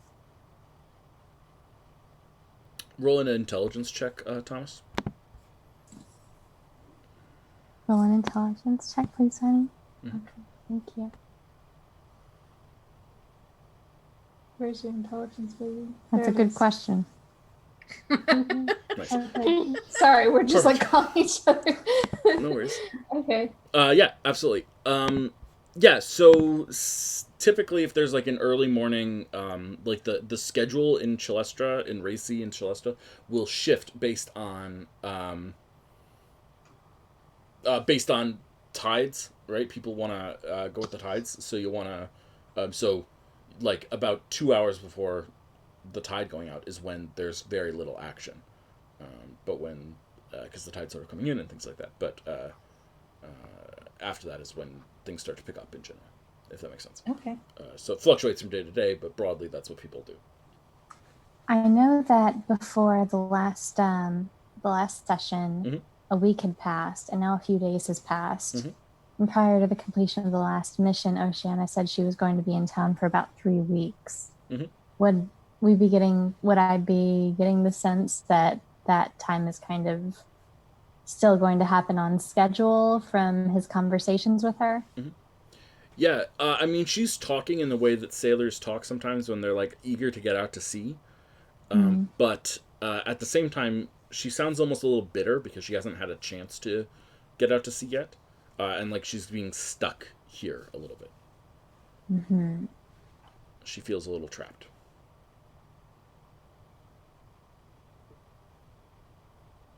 And we have a week to accomplish this. Mm-hmm. Okay.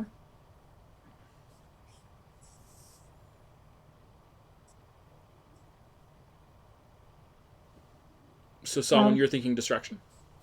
Yeah, I was thinking distraction, because that's what I'm good at. Thomas, Juniper, what are you guys thinking? I want to go in. Okay, Juniper wants to go in. Thomas, do you want to go in? Yes, I feel like I could do more good in there. And Kaz, what about you? If we're splitting up, I think she would rather stand guard to try and kind of be an in-between in case either party gets in trouble. Perfect. I like it. So Thomas and Juniper are going to sneak in, Samhain is going to make a distraction, and Kaz is going to stand guard, sort of keeping focus on, sort of making sure the focus stays on Samhain and doesn't go to Thomas and Juniper. By the way, over the past 3 days, would there have been, or the past week in general, would there have been the opportunity for him to replace his healer's kit for 5 gold? You want to sell it? No, he used it to stabilize Kaz, so he wants a new one. Oh, sure. You actually get 3 uses of it before you need a new one. Oh, well, that's good. Yeah. Okay, never mind. Yeah. So you're good. But good thing to keep track of. Excellent. Okay, cool. Yes, there's always plenty of time. Anytime you need to do shopping, that's fine. I'm not too worried about it in general. Anytime you want to do shopping on stream, of course, is also welcome. But I am not, in general, that worried about it. If you just need to pick up some replacement supplies. Okay. So the plan is to sneak in at night, have Samhain do some sort of big distraction, Kaz stand guard, and Thomas and Juniper sneak in. That's the plan right now? Mm-hmm. Okay. Thomas, you look nervous.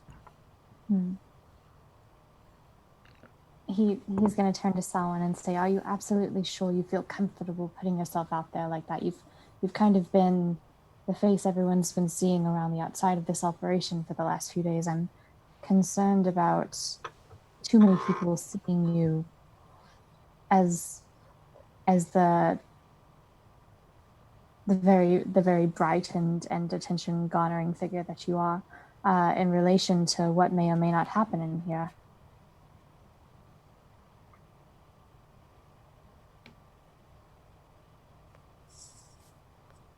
We spread the word that I will be doing a concert somewhere else and see if I could draw other people away from the docks for the evening.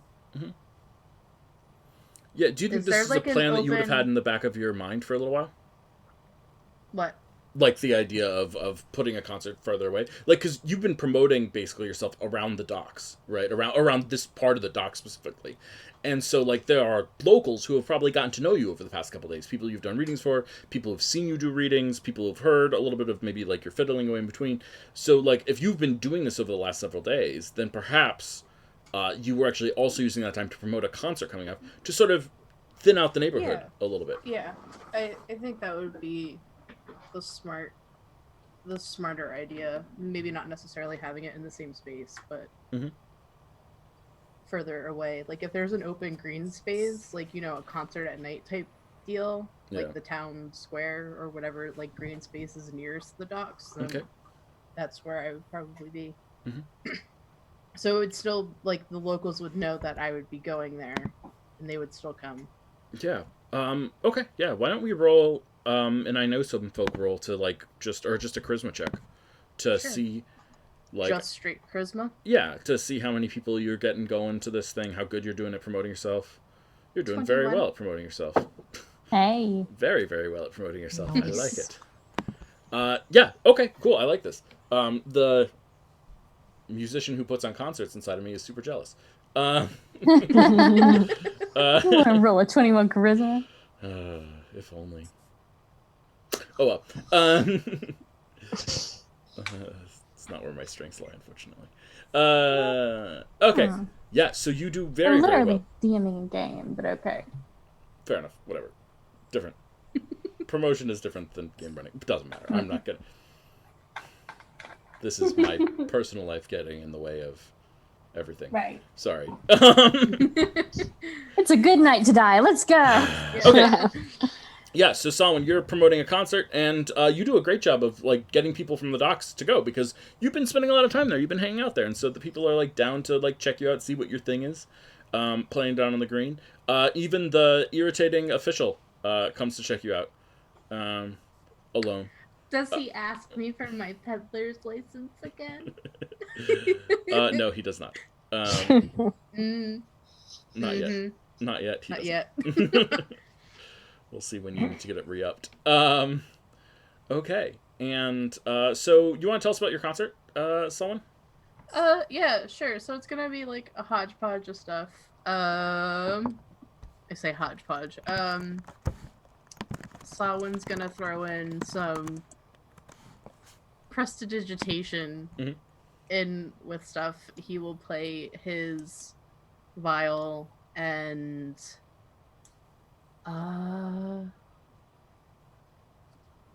what else will I do?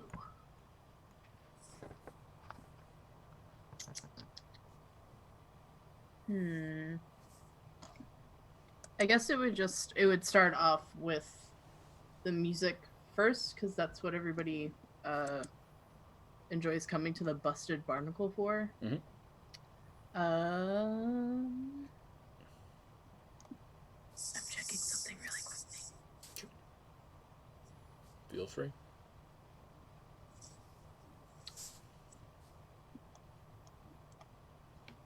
Alright, I don't have an easy reach. I was gonna read poetry, but it's fine. Yeah, so he'll start off with music first, and he'll like jazz it up with prestidigitation and do like sparkling magical effects or whatever anytime he does like a flourish with his bow when he finishes the song or something. Yeah. Okay. Well, let's roll a performance check to see how good you are at keeping people here. Oh god. Alright. Go big or go home, Sawin. Performance 16? Yeah, most people seem to be staying for a while. I like it. I think it's a good plan. Cool. We'll see if there is a consequence to that with a secret GM roll. Not a secret GM roll. I know. It's not. I don't know. Excellent. Good to know. Okay. Okay, awesome. So Kaz, Thomas, and Juniper, you go to the side entrance of this building. Yes. And it's now your goal to, I guess, sneak into this place. Except for Kaz, who's going to stand outside. Is that the plan? Kaz, do you look in any particular way? Are you like disguised in some way, or like?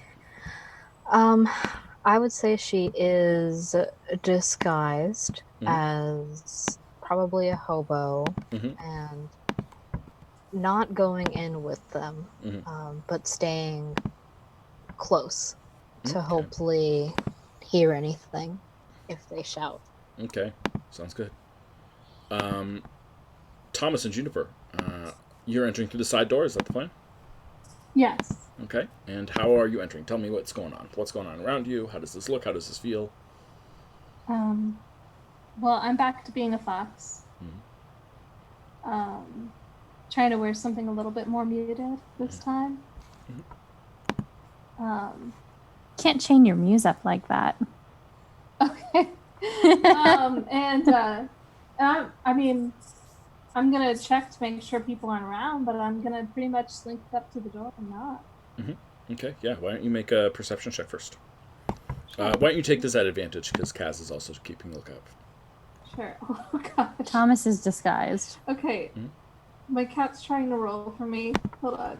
Well, let her. She always rolls better. Okay, perception. Okay, 17. Nicely rolled. Thank you, Lois. So there's some people around, but not a lot. It's definitely like this area is definitely much less populated than it normally is. There's been like probably like 75 or 80 people went over to Sawin's concert, and you know. Hell yeah, they did. That's a fair number of people for this part of town. And you're going to do the knock and walk on in. Thomas, what are you disguised as? He, before they left the secrecy of the shadows, he's already burned one of his shapes, and he was hoping he wouldn't have to pull the other one out, because it feels kind of weird as he's gotten on in age, but he kind of shakes his hair out, and as he does, he assumes the appearance of a young feminine human person.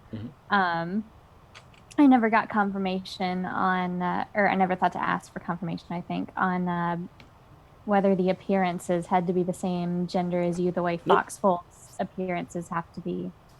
No. No, because they're physically transforming into an elf, not the appearance of an elf. Okay. Yep. Well, yeah, a young human woman. Think Instagram beach girl with like a surplice wrap dress, and basically he got the appearance when he was younger off of a kind of famous fountain relief of a nymph or a nereid. That was a figure that made him feel very close to the ocean. He doesn't pull it out too often because it feels strange to transform into a young girl approximately his daughter's age range. It's just not something that he goes in for much. But he's already burned one of his forms, and she has long pale hair and is wearing a long pale dress and is a human. Excellent. So Juniper knocks, and do you turn the doorknob and go in? Yeah, I'm gonna just go for it. Okay. And you walk in, and it's a big, empty, totally dark room. Completely dark. Okay. Thomas, do you follow immediately, or do you wait and then do your own knock and go in, or what?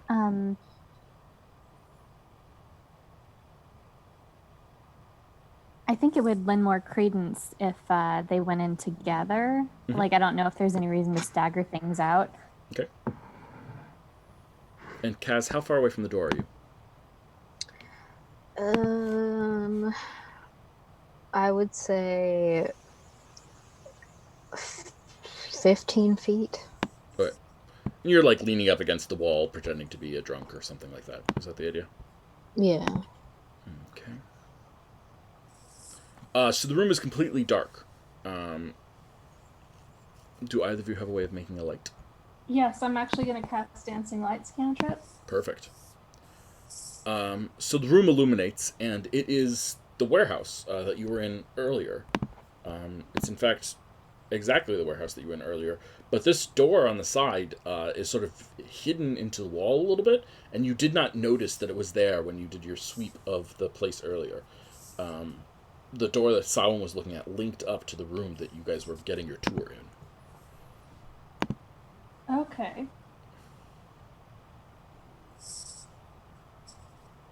So, with the Dancing Lights cantrip, can we make a perception check, see what's in this room? Or yeah, absolutely. Make a perception check, please.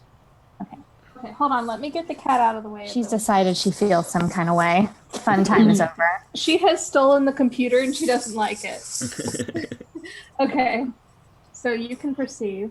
I can perceive. Sometimes. Not tonight. And I want to perceive as well, because I mean, I'm here. Yeah, absolutely. Do it. I'm done.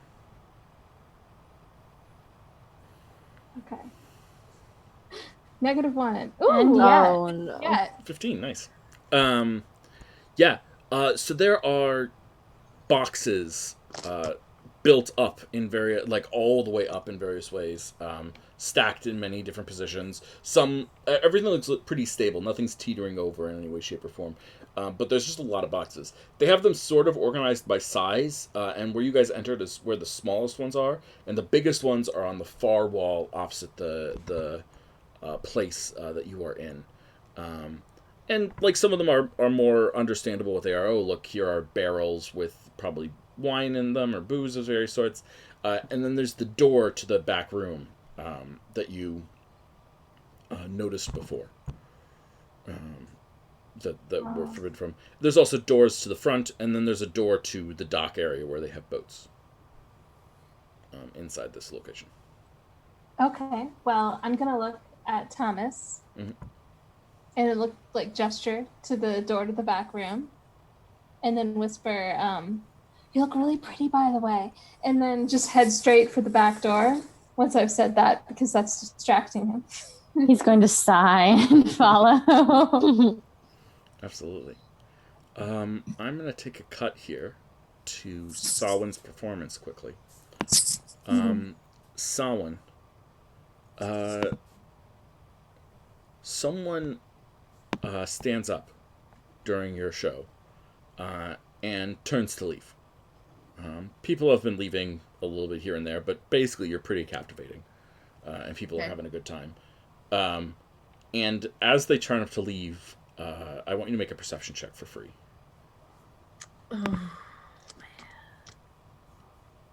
Oh man. Actually, I should probably be rolling this in Roll20 and not using dice. I'm fine either way, but mostly because I'll forget to add stuff like I did last time. Oh, 8. Oh no. Yeah, 8's what you needed. This really? Well, to recognize who this is.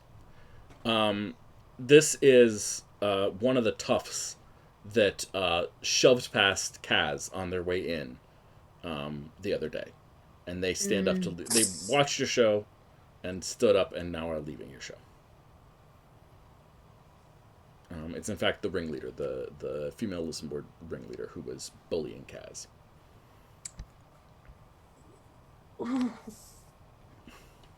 Ooh. The urge is real. Okay. Should the camera see you notice this and then cut away to some other scene, or? I am at a point where I'm like, do I call attention and get her to come and be like, someone from the audience, like, come up and, like, dance or whatever. I have a feeling that'll go badly. Yeah, we'll cut from me. Okay, excellent. We'll cut back to Thomas and Juniper. Sorry. So we've got small packages on the north side. We've got large packages on the south side. We've got the door to the secret room that you weren't allowed into. The plan is to go to that door. Juniper, you're going to that door now. Are you going to try and open that door right away, or? Well, I don't have any, I don't think I can really, check to see if this is locked, but I can check to see if it's magically locked. Mm-hmm. Absolutely, yeah. So I am going to take some of that dust out of my pack and blow on it and cast Detect Magic. Okay. Are you taking the 10 minutes that it takes to cast this as a ritual, or do you feel a sense of urgency and want to just throw this out there and use the spell slot?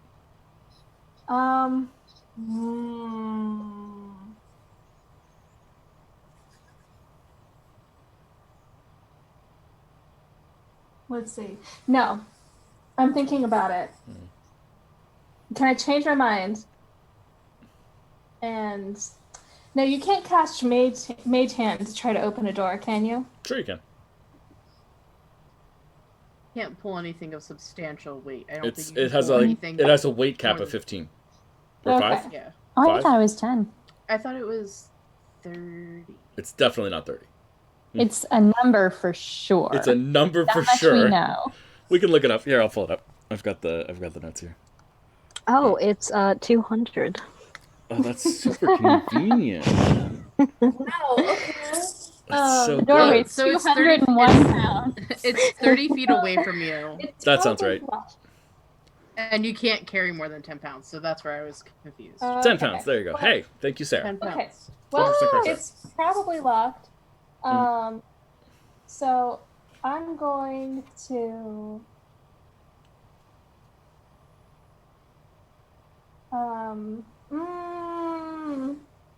I want to open this door. Look over at Thomas. Thomas, I want to open this door. Yeah. So Juniper, when you call out to Thomas that loudly, you hear sounds. His name, no less. You hear sounds from the other side of the door. Crap. Okay, we gotta bust it. We gotta bust it open. Do we gotta? Yes, we gotta. Can I cast Is it possible to cast magic missile at the door to try to break it down? Oh, Oh my God. Yeah, absolutely. You can cast magic missile at the door to try and What's break wrong that. with us? You're a D&D party. Yeah, Absolutely. well, Thomas cast Armor of Agathis, so jot that down. Does Kaz hear this as it happens? Yeah, I mean, I think you definitely have to hear the casting of magic missile. It's a loud spell. So you hear, like, pang, pang, pang, as 3 magic missiles smash into the door. He looks at her and says, "We have a lot of work to do." Okay. Gravely. Then at that point, from she his- goes in. Okay, so Kaz heads in. Inside. Yes. Actually, Kaz, as you're standing up to head on in to go check on them, you see your nemesis approaching. Oh, nuts. Then, if I do see them, I cough very loudly. Mm-hmm. We'll hear that over the For magic them to missile. hear and say, "Spare change, spare change." Did we agree on a code word? No. We didn't, but I'm hoping you'll get the point. I mean, I think a cough is an okay code word. I'm fine with that. You guys can understand that. Thomas, roll a perception check. Darling, if you would. I'm sorry. Oh my God. To hear the cough. I'm really sorry. I swear I'm not doing this to be just like, one of those folks. Okay. Yeah, I don't think you noticed the cough. Shit. Kaz, He's too stunned. He's like, yeah, there's in a just an state of being explosion in your stunned. face, basically, as magic missiles exploded. I'm going to get to you guys in a second, but jumping to Kaz outside. Kaz, this person is walking towards you, and as you say this, and they walk right up to you and look at you and say, "You're exactly what I need." I don't like the sound of that. Whatever do you mean? And she just punches you. Oh, Let's see if it hits. It's a natural 20. Oh, yeah. Yeah. So that's 1d1 times 2, so that's 2 plus her strength mod, which is 3, so you can take 5 points of damage. 5. Okay. How do you react to this punch? Oh, I'm gonna, as soon as I can, hit right back. As your old person self, or are you going to drop the disguise, or? Nope, not gonna drop the disguise, just gonna punch. Okay, then I need you to roll a concentration check to make sure that you are, that you don't unwillingly drop the disguise. It's just a DC 10. Okay, Constitution saving throw, right? Yep. So many rolls. what is happening? Her phone is funky. There you go, 20. Got it. There you go. So you don't drop the disguise, and you're going to punch right back. Oh God, what happened? I rolled a million things. This is what happens when you're working with Roll20 on your phone. It happens. No big deal. Yeah, absolutely. So you're going to punch right back. So roll an attack roll, please. You can click on Lay any her weapon. out, Kaz. What a jerk.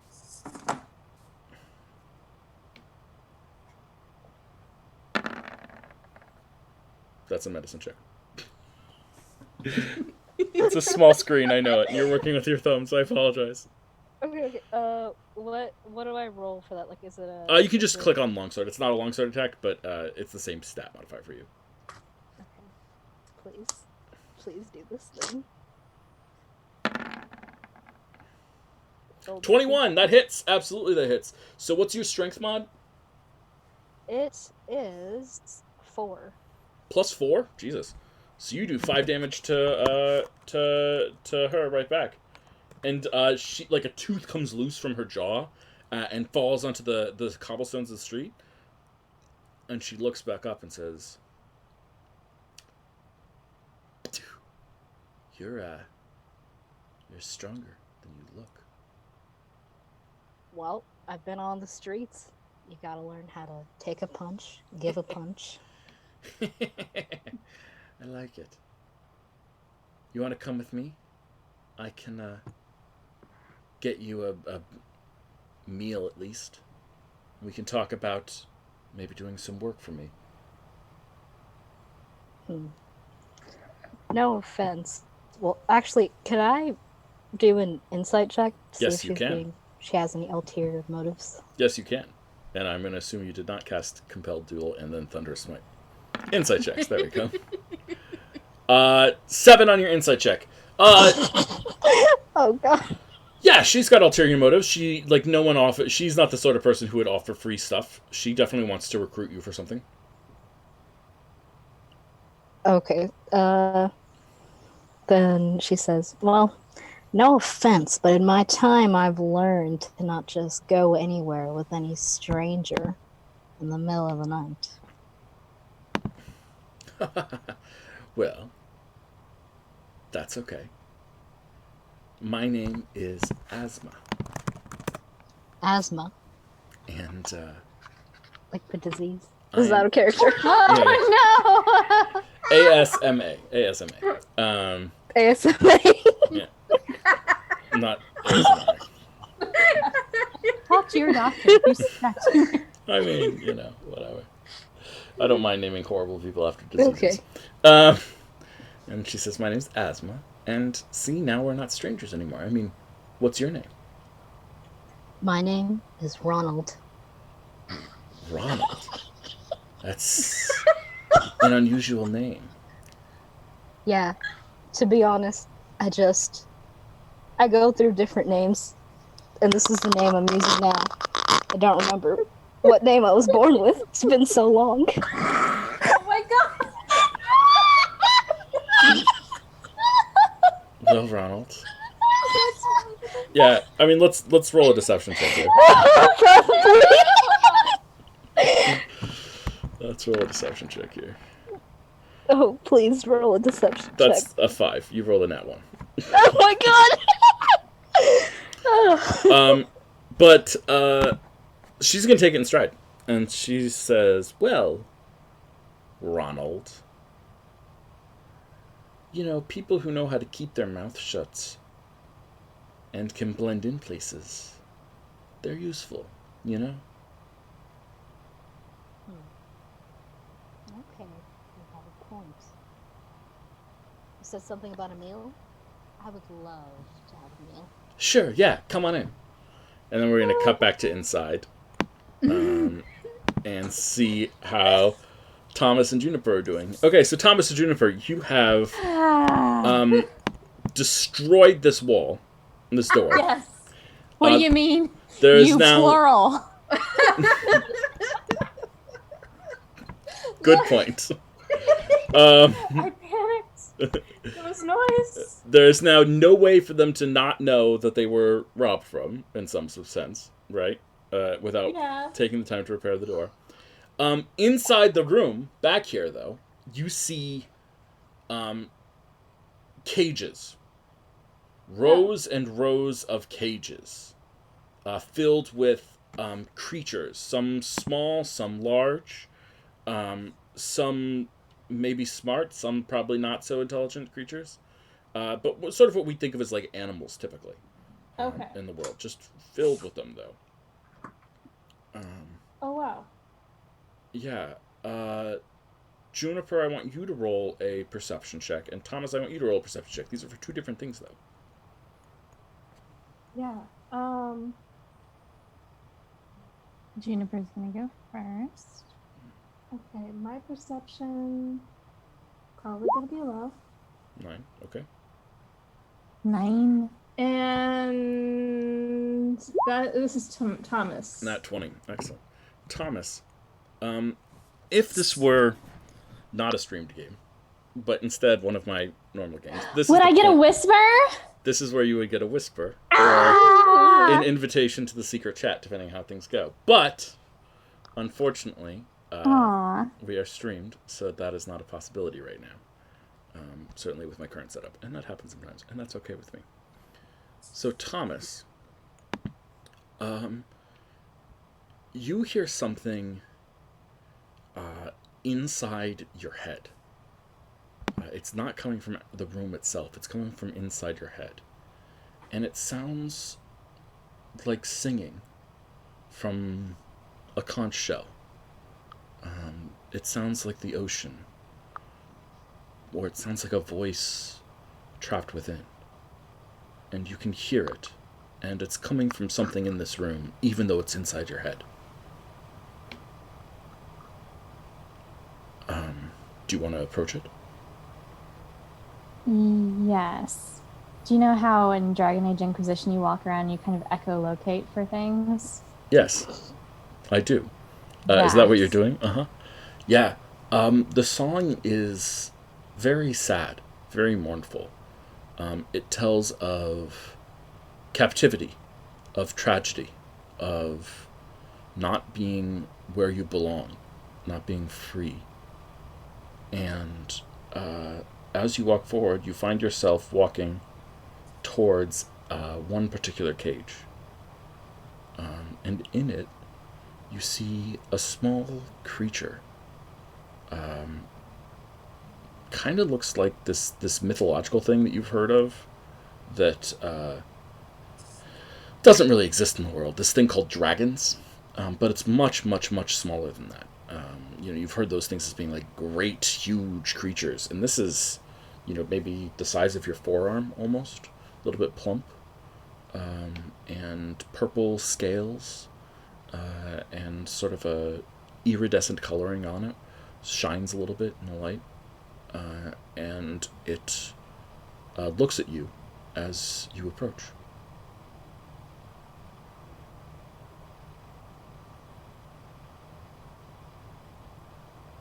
Hello? It cocks its head. Can you understand me? It nods. Okay, he's a little taken aback by that. He thinks, without opening his mouth, because he heard the voice in his head at first. But without speaking, he thinks, "Can you understand me now?" It nods, and you hear back inside your head the song again. Is the cage locked? Yeah, there's a large padlock on it.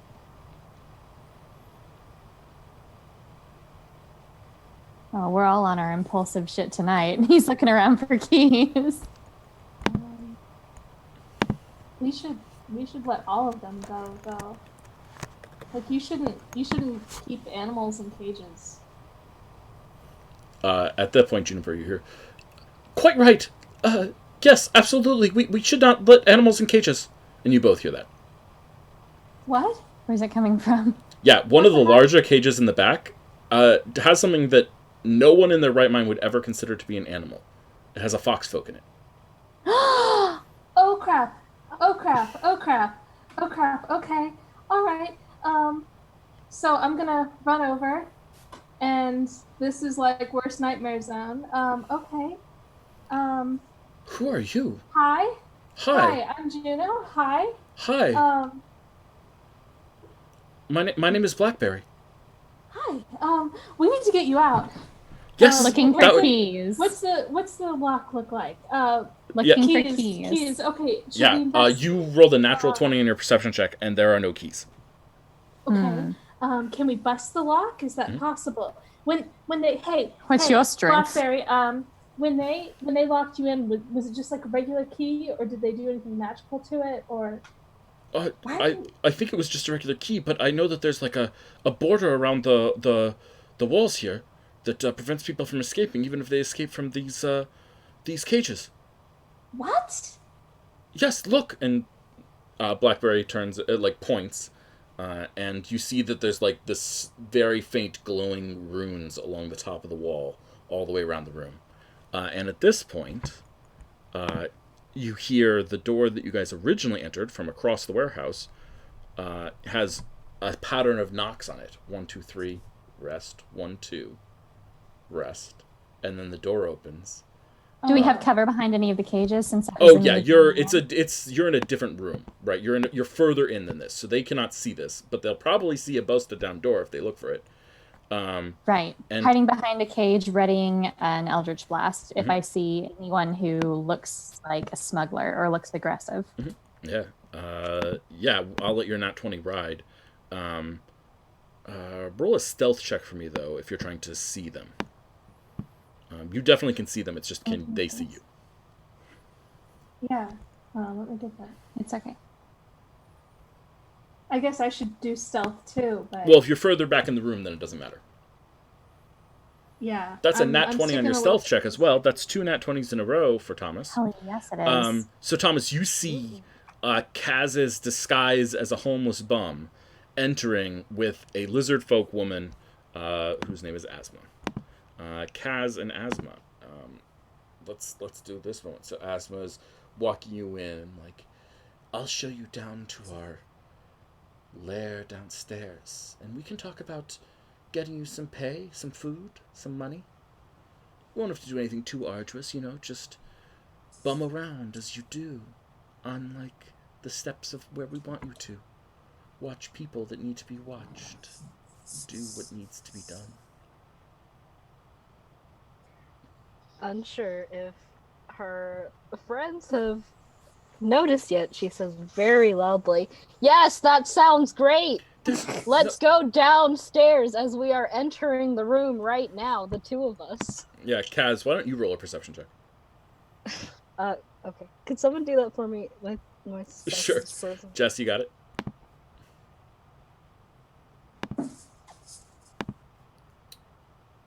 Sorry, I didn't realize I was on mute. Was that perception? Yes, Jess, perception check for Kaz. Okay. Kaz, I'm casting Bless on you right now.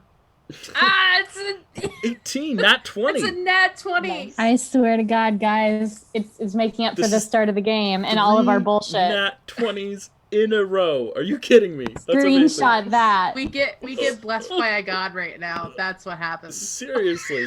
Nice. 3 nat 20s in a row. Oh, wait, we're still on camera. Yep. Dab. Fair enough. Yeah, heck yeah. So, Heck Kaz, yeah. you absolutely notice that there is a busted down door in the back of the room.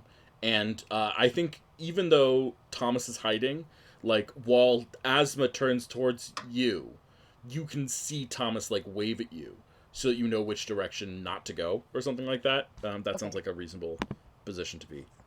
Okay. So you know which way you don't want to go. And so you're with Asma. And so what do you want to do? In that case, I do my best to... Well, can I tell which direction we would be going if we would be passing by that area? I mean, it's hard to tell. You don't really know. It's a little ways away, so it'd be like the opposite side of the building in some ways, but Okay. maybe. Well, then I would try and be on the side in which she'd be able to see and just kind of limp and hobble and just make a spectacle of myself. Yeah, absolutely. I think I want you to make a deception check to keep the focus on you. Okay. But I would allow performance if you feel like that's more appropriate. I don't... Let me see if I could get it to... Deception and performance are both +4. Okay. So it doesn't really matter mechanically. It's just which one do you think you're doing. Are you trying to, like, make a show of it, or are you trying to lie? They have different fail conditions is basically what it is, right? I'd say trying to make a show of it. Okay, performance check it is. Okay. All right, here we go. 11. Absolutely. Great. So there you go, limping off to the side, trying to distract them. And they, like, Asma starts ignoring you. And, like, well, it's this way, and turns around and is going to look at Thomas in 1 second unless you do something. Dagnabbit. Okay, then I'm gonna... Well, Thomas had a natural 20 on stealth. Not going to see Thomas. Really? That's different. But she's going to look towards Thomas. She might see the door. Right, the problem is the door, not Thomas. Right. Sorry. Thomas did nothing wrong. So, Cass, what are you going to do? She's gonna say, "Wait, why are we in here? Why don't we go to a different place to eat? It's kind of making me nervous that we're in here, just the two of us. Why don't we? There's a nice little tavern in town." It'll be fine. Yeah. Yeah. I mean, this is deception, so we'll have to have a deception check here. Okay. All right, deception coming in. Do you want wait before you do it, Kaz? Have you spent your inspiration yet this today? Do you know? Have you spent your inspiration yet? I don't think so. If you'd like to spend your inspiration, you could consider it now. I will spend my inspiration on this. Okay, 1d6 on top of whatever. No, just inspiration. 16. Oh, sorry. No, it's just a roll plus add advantage. Oh, add advantage. Yeah. All right. Not bardic inspiration. Hang on a second.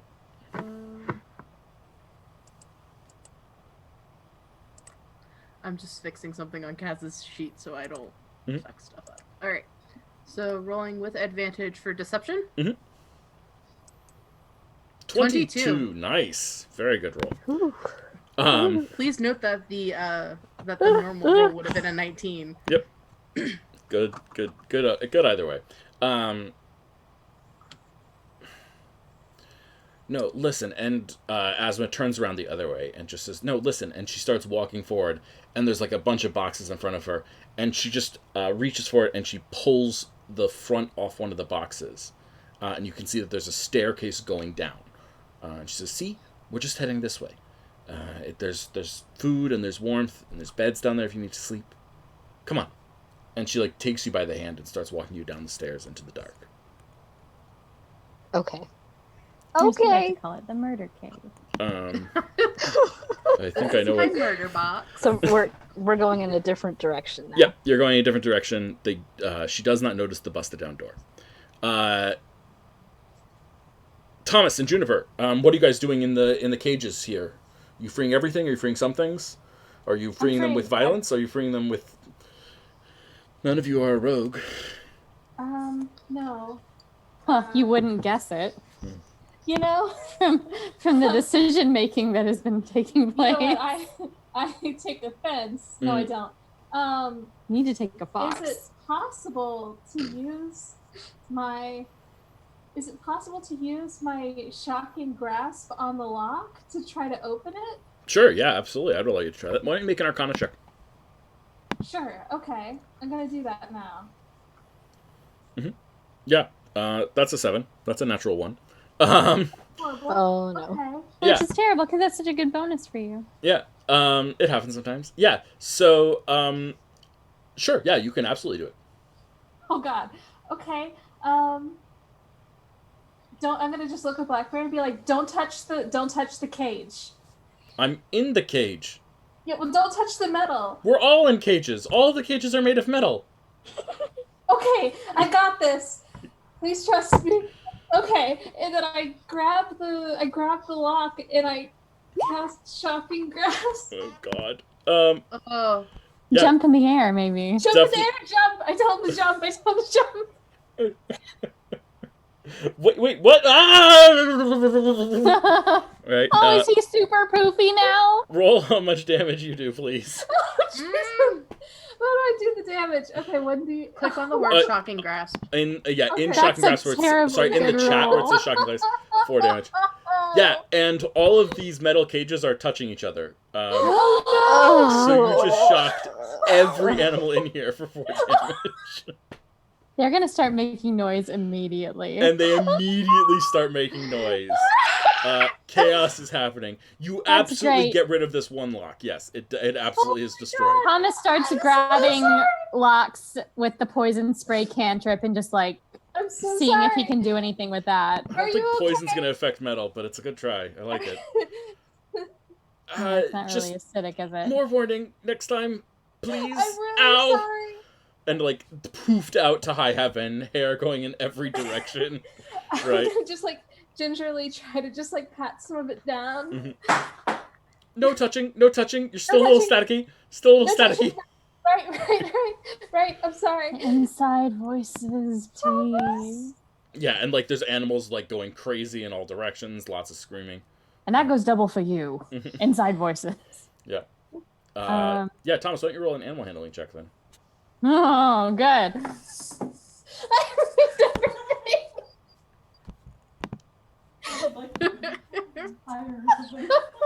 No, I electrocuted a bunch of animals. Oh God. I'm a horrible person. I was trying to free them. 15. Nice. Most of the animals seem to calm down when you say like inside voices. Like your voice is one of those deep, resonant voices, like James Earl Jones or something like that. It just calms people down a little bit. But there is a baboon that is just like shrieking, just constantly over the top and like not calming down.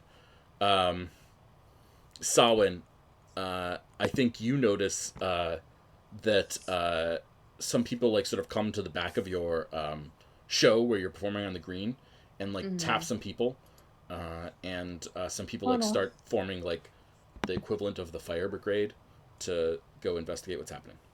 Oh no! Oh no!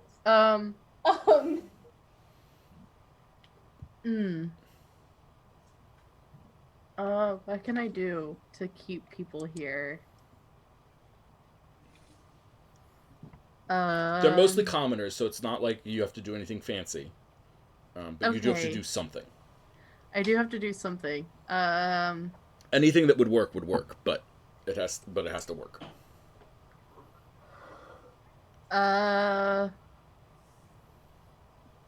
What do I have on me? Hang on. What do I have on me?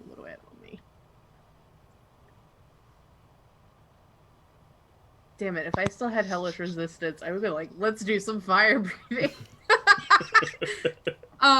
No, fake that's it till you make it. Yeah, fake it till I make it, yeah, and I'm trying not to burn the whole city down. Well, are all the buildings touching each other? No. Yeah. It's a seaside town.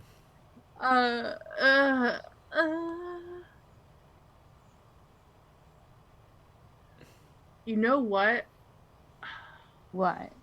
I'm gonna put down my I'm gonna stow my fiddle, and I'm gonna move it off to the like not too far away from me because I don't want someone to friggin' steal it while I'm doing this. But I'm gonna do a whole bunch of acrobatics, maybe. Okay. Yeah. A bunch of handsprings and stuff like that. Just be a regular circus clown. Yeah, absolutely. Why don't you roll an acrobatics check? Sure. We'll call it like DC 13. I would like to use my inspiration for this. Feel free. It is the time. So I don't break anything on my person. Okay. Advantage is on. That is a failure. And so I think we see. I don't think it's like that you're not. I don't think it's that you're falling flat on your face or anything like that. Ironically, I think that would actually you falling flat on your face would work well. And so because it's a failure condition, what's happening is like you doing the acrobatics is just not grabbing people, and so people so you start hearing like whispers. There's something going down at the Seas Embrace. There's maybe something going crazy in the warehouse or something like that. There's something going down in the Seas Embrace, and like that rumor is just passing around, and you see people standing to leave and go like see what's going on over there, and I think that is going to be the moment that we end our episode on a cliffhanger. Sawin failing to distract the crowd, Kaz being brought down into the basement underground secret murder chamber or whatever it is. Thomas and Juniper dealing with lots of animals going crazy inside of the Seas Embrace. That baboon is having a time out. The baboon is going crazy and all that good stuff, and everything's sort of hitting the ceiling or the fan or whatever it is and all that good stuff. And that's what we're going to call our episode for the day. Okay. Poor Blackberry. He never asked for any of that. Oh man. Well, he was captured, so I don't think he minds being freed even in a not... He might mind being fried. Being fried, that's a little bit more problematic. Okay. So let's do our leveling up stuff. First and foremost, inspiration. Again, we're doing inspiration every session. You can get 1 inspiration per session. turns out that's a reasonable way for me to do it, I think. At least I think it's working right now. I was going to say, does that carry over if you don't use it? If you don't use it, you don't lose it. But it also means you can't wow. earn it. So you don't have 2. Right? No, for sure. If you would have earned it today, you do not get to earn it now. Did you learn anything about one of your fellow characters and need inspiration? Get to know them better, experience them on a deeper level, learn something about their attitudes or behaviors. Thomas, you still have your inspiration, so this does not apply to you, but you can share if you'd like. Yeah, he definitely learned a little bit more about Juniper. That is not a burn. I'm referring to their conversation at the bar. Mm-hmm. Yeah, trying to learn about deception. I like it. Going to be like, hey, I'm trying to become smoother. I'm trying to like better myself, etc., etc. Like he knew she was a wizarding student, but there's that social aspect of it as well, because none of us have spent a ton of time around each other as people yet. I think we all had our independent week-long breaks, so this is one of the first times that we're all getting to have conversations with each other. Excellent. I totally approve. If you were lacking inspiration, you could take it now. Juniper, did you learn anything about anyone? And if so, what? Well, most of what I learned about Thomas was, all of the wisdom that he gave me, which I totally did not use whatsoever. And also that he has a very pretty alter ego that he hadn't shown us before. Yep. Excellent. Take inspiration. Sawin, what about you? Okay.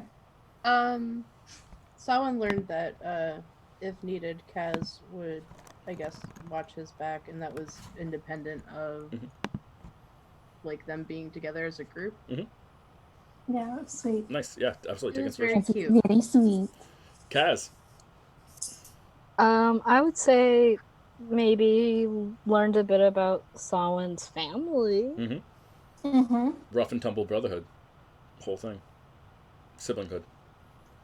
And all that good Also, stuff. Sawin being by himself. Yeah. Love his heart. I like that.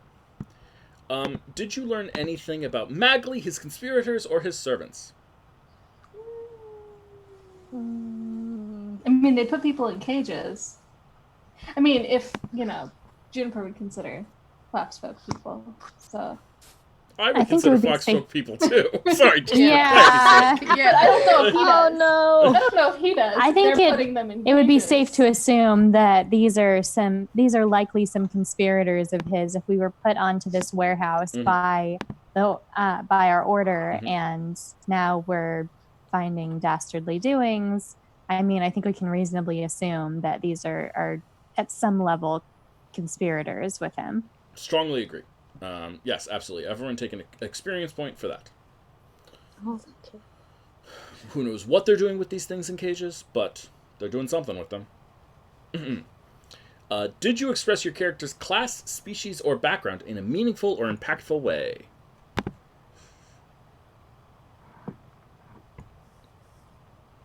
Should we go around? Thomas. Yeah. At the top of the order. Yes, I feel like he did express his background in, well, okay, I know, okay. Since he wouldn't have gotten inspiration from the thing with Juniper, is it okay to cite that conversation Absolutely. with, okay, that being an expression of his background and kind of where he's learned to people please and kind of like socialize and maneuver with different people in the society that they're currently in. I love it. Seems like an excellent qualification. Take a point. Juniper. Well, I think casting spells doesn't necessarily mean that you're portraying your class. Not necessarily in a meaningful way. It can background. be, but sometimes. It's not particularly meaningful. I think, for her, the animals in cages thing was a big one. The not feeling very the animals in cages and also the reaction to actually seeing a fox both in the cage is a big deal for her. Strongly agree. Take that point. Sawin, you're probably the easiest one. Yeah. Well, yeah, context on that. I guess, being a distraction Mhm. and doing the recon by doing like the tarot readings and being Perfect. the performer. So Perfect. Kaz. I would say probably when she reacted to Samhain, either Samhain getting a coin tossed Mhm. in his face and responding to that, instead of letting it play out, she like immediately wanted to get involved to prevent further. I strongly agree. I particularly like that as an example because it also caused difficulty, right? Anytime you playing your character causes Yep. problems is always worth an experience point to me. So take that experience point. I strongly agree. Did you overcome a meaningful obstacle or impediment to your character? This can be personal growth, knowledge, or defeating something big.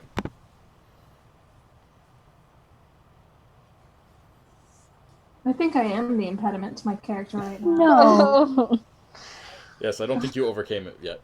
I didn't overcome anything. I caved like a deck of cards. I strongly agree. And I think that was great. That's wonderful. Anyone else feel like they did overcome something?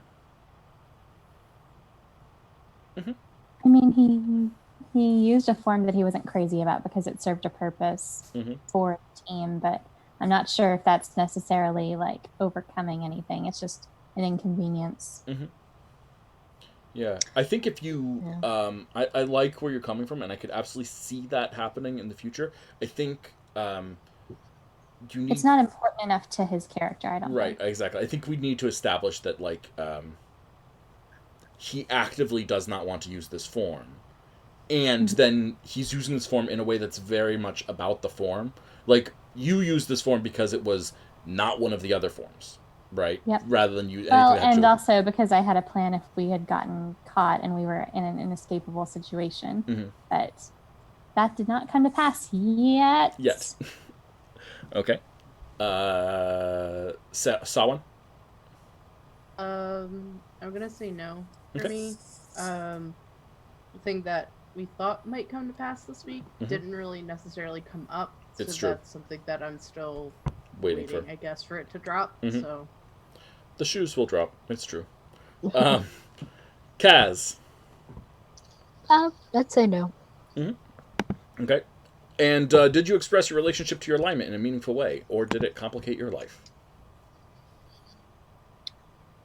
Well, I don't think it complicated her life. I think it kind of worked out, but punching the lizard person felt great. I mean, wonderful. Yeah, I mean, definitely take that point. I would say that might complicate your life. We don't fully know yet. You're being pulled down into a dark chamber right now. It might. Yeah. We don't know what that's going to do. Hasn't complicated yet. Yeah. What about when the girl gave you the cookie? I thought that was a really good example of like. That was yeah, absolutely. You can take one or the other. Either of those is a good point. Juniper? I think probably panicking and using shock and grasp on the cages, because it's like, well, really desperately wanted to get people out, but that backfired majorly. Yeah, I strongly agree. Take that point. Solon? I don't really think that anything that I did really impacted, because I'm chaotic, or I'm sorry, I'm neutral good. So I don't think I really acted like. Yeah, I'll have to focus on making some situations where being, and that's actually really easy in this campaign. But there will certainly come up situations where being good is the harder choice. I would actually respectfully disagree on that, because at the point where Kaz was standing up to try to defend Salon, and you could argue that it was just easier to not have the two of you get into a brawl, but someone could have escaped that situation in a lot of ways. They could have slipped away. They could have, I don't know, just eased out. They could have, I don't know, been like, I don't know this person, etc. But instead they, to the tune of about 12 gold, inconvenienced themselves to try to protect Kaz the way Kaz was trying to protect them. I agree. think that's a good action. Yeah, I strongly agree. I think that is good, and I do think that you paid for that. You paid for it literally with gold, which is not how I like to typically think about paying for things. But I don't mind in this case because it's very true, right? Especially since it was a blow to his pride, because he just had that gold thrown at him. Yeah, literally. Take that experience. I totally agree. Thank you, Sarah. Samhain, take that experience point. Thomas, did your alignment complicate your life or affect the narrative in some way? I actually don't think so this time. Okay. Anyone want to make a case against that? Argue with Sarah? What's your alignment? Yes. Neutral good. Neutral Although good. he's Neutral a good. little more chaotic these days. Well, I You mean, were more neutral this time. you were kind of objecting to pretty much every single thing Juniper was doing. Yeah, So, I mean, Not objecting per se, just like cautious. we've clearly got some work to do. yeah, there's been some calls for caution that should have been listened to that you definitely were making. That could have been more tactical, though. That's not necessarily a good action. Mm-hmm. Yeah, but it's a neutral action. I mean, is it neutral on the chaotic to lawful front? I don't know if it was. I don't know if it impacted the narrative quite enough yet. No. But it definitely felt true to your character. I'll agree with that. And we'll leave that there. Did anyone level up? Barely. What was the number What that did we need need? to level up? 7, right? 7. Yeah. Barely. Yeah. Okay. Yeah, I leveled up. Okay. Level 3 stuff, people. Anyone have any major choices at level 3? Oh man, my oath. Mhm. A couple of you have major choices at level 3. I get my path. Do you guys feel ready for those major choices? If you don't feel ready, I'm happy to postpone it for a session, but I also am down. Obviously, Thomas, you met your pact, assuming nothing has changed. No. Okay, cool. All good stuff. Yeah, I don't think it would make sense to. Level 3 is picking an oath. I think it'd be weird if that happened right then and there. Sure, absolutely. But maybe think about your experiences. Maybe read up on all the oaths. Think about what you want to do play-wise, obviously. Yeah. And then see how you think Kaz would respond in the situation that she is in now. Next week. And think about how that might determine what oath she might take. I will do that indeed. Mm-hmm. Oh boy. There's a lot of really good oaths, though, and I feel like a lot of them could really apply to Kat. I'm super torn. I just don't know. Flip a D2. Mm-hmm. Probably. Okay. And Solomon, you're picking a college, right? You're muted. No, I'm not. Oh, no, you're not. Oh, sorry, you were just saying that. Time to take out those loans. Yeah. Do you know what you're taking? I'm torn between the College of Oration and the College of Glamour. I don't know the College of Oration. Or Ovation. Ovation. Is it Ovation? Oh, is that Kelly's? The public speaking one, essentially. Oh no, sorry, that's a different College of Oration. Cool, I'll have to look it up. I don't know. It's on D&D Beyond. I saw it was there, and I had no idea that was actually an option. I'll have to But it's check. in a book I don't have. It might be one of the homebrew ones that I found, but it might be a real thing. Let's find out. Because I have a whole I'm slew it up right now. I have a whole slew of random homebrew ones that I've added to my account just because I liked them. College of Eloquence, perhaps? Eloquence, that's it. That's it. Got it. College of Eloquence or the College of Glamour. That's Eloquence is UA. I love it when people use UA. I'll need to go over to make sure that it's not totally busted, but I honestly don't even care if it's totally busted because you're PC, and I like it when my PCs are totally busted. And Thomas, you are Pact of the Chain, correct? Is the plan? Yeah. Sarah, you're Pact of the Chain? Yes. Okay. Yes, sorry, I was reading about it, actually. Mm-hmm. Yeah. Obviously, the skinning on that is a little bit more aggressive than we actually probably will be. But obviously, because that's not who we are. And then Juniper / Faye, you get some new spells, 2nd level spells, right? Yes, which means I get another tail once I wake up in the morning. It's true. If we wake up in the morning. Oh no. If we wake up in the morning, you get another tail. And another tail. Yeah, I think it'll be fun. Okay, well, I had a lot of fun. I hope all you had a lot of fun. We've got a pretty significant cliffhanger ending up here. The party is divided in 3. I told you that splitting the party would happen a lot. 4 if you include Index. That's true. I told you that splitting the party would happen. It does. It's just the nature of social games. People need to go form distractions, and other people need to be bodyguards, and other people need to go inside. And that's a pretty common split that happens a lot. We're doing our best. Jess, you are in a situation. Samhain, is in a situation where he is currently far away from the action of where next episode is starting. And you should think about what that means for what you want to do, whether you want to use it as an excuse to dive on into the action or play back and maybe rescue these fools from prison if they get caught and sent to prison, or things like that. It's not like none of them have broken out of jail before, or been broken out of jail before, and all that good stuff. But yeah, we'll see what happens. Just bear that in mind. You're a little bit away from the action, and awesome. Hope everyone had fun. If anyone's still watching, thank you for watching. We had a great time. I had a great time, at least. And my next game in public is on Thursday. My next game is tomorrow, and then I have another one Wednesday. But then my next game on stream is on Thursday, and it'll be a fun day. So hope everyone enjoyed yourselves, and thank you so much. Bye. Yes. Happy Halloween. Happy Halloween. And we are out.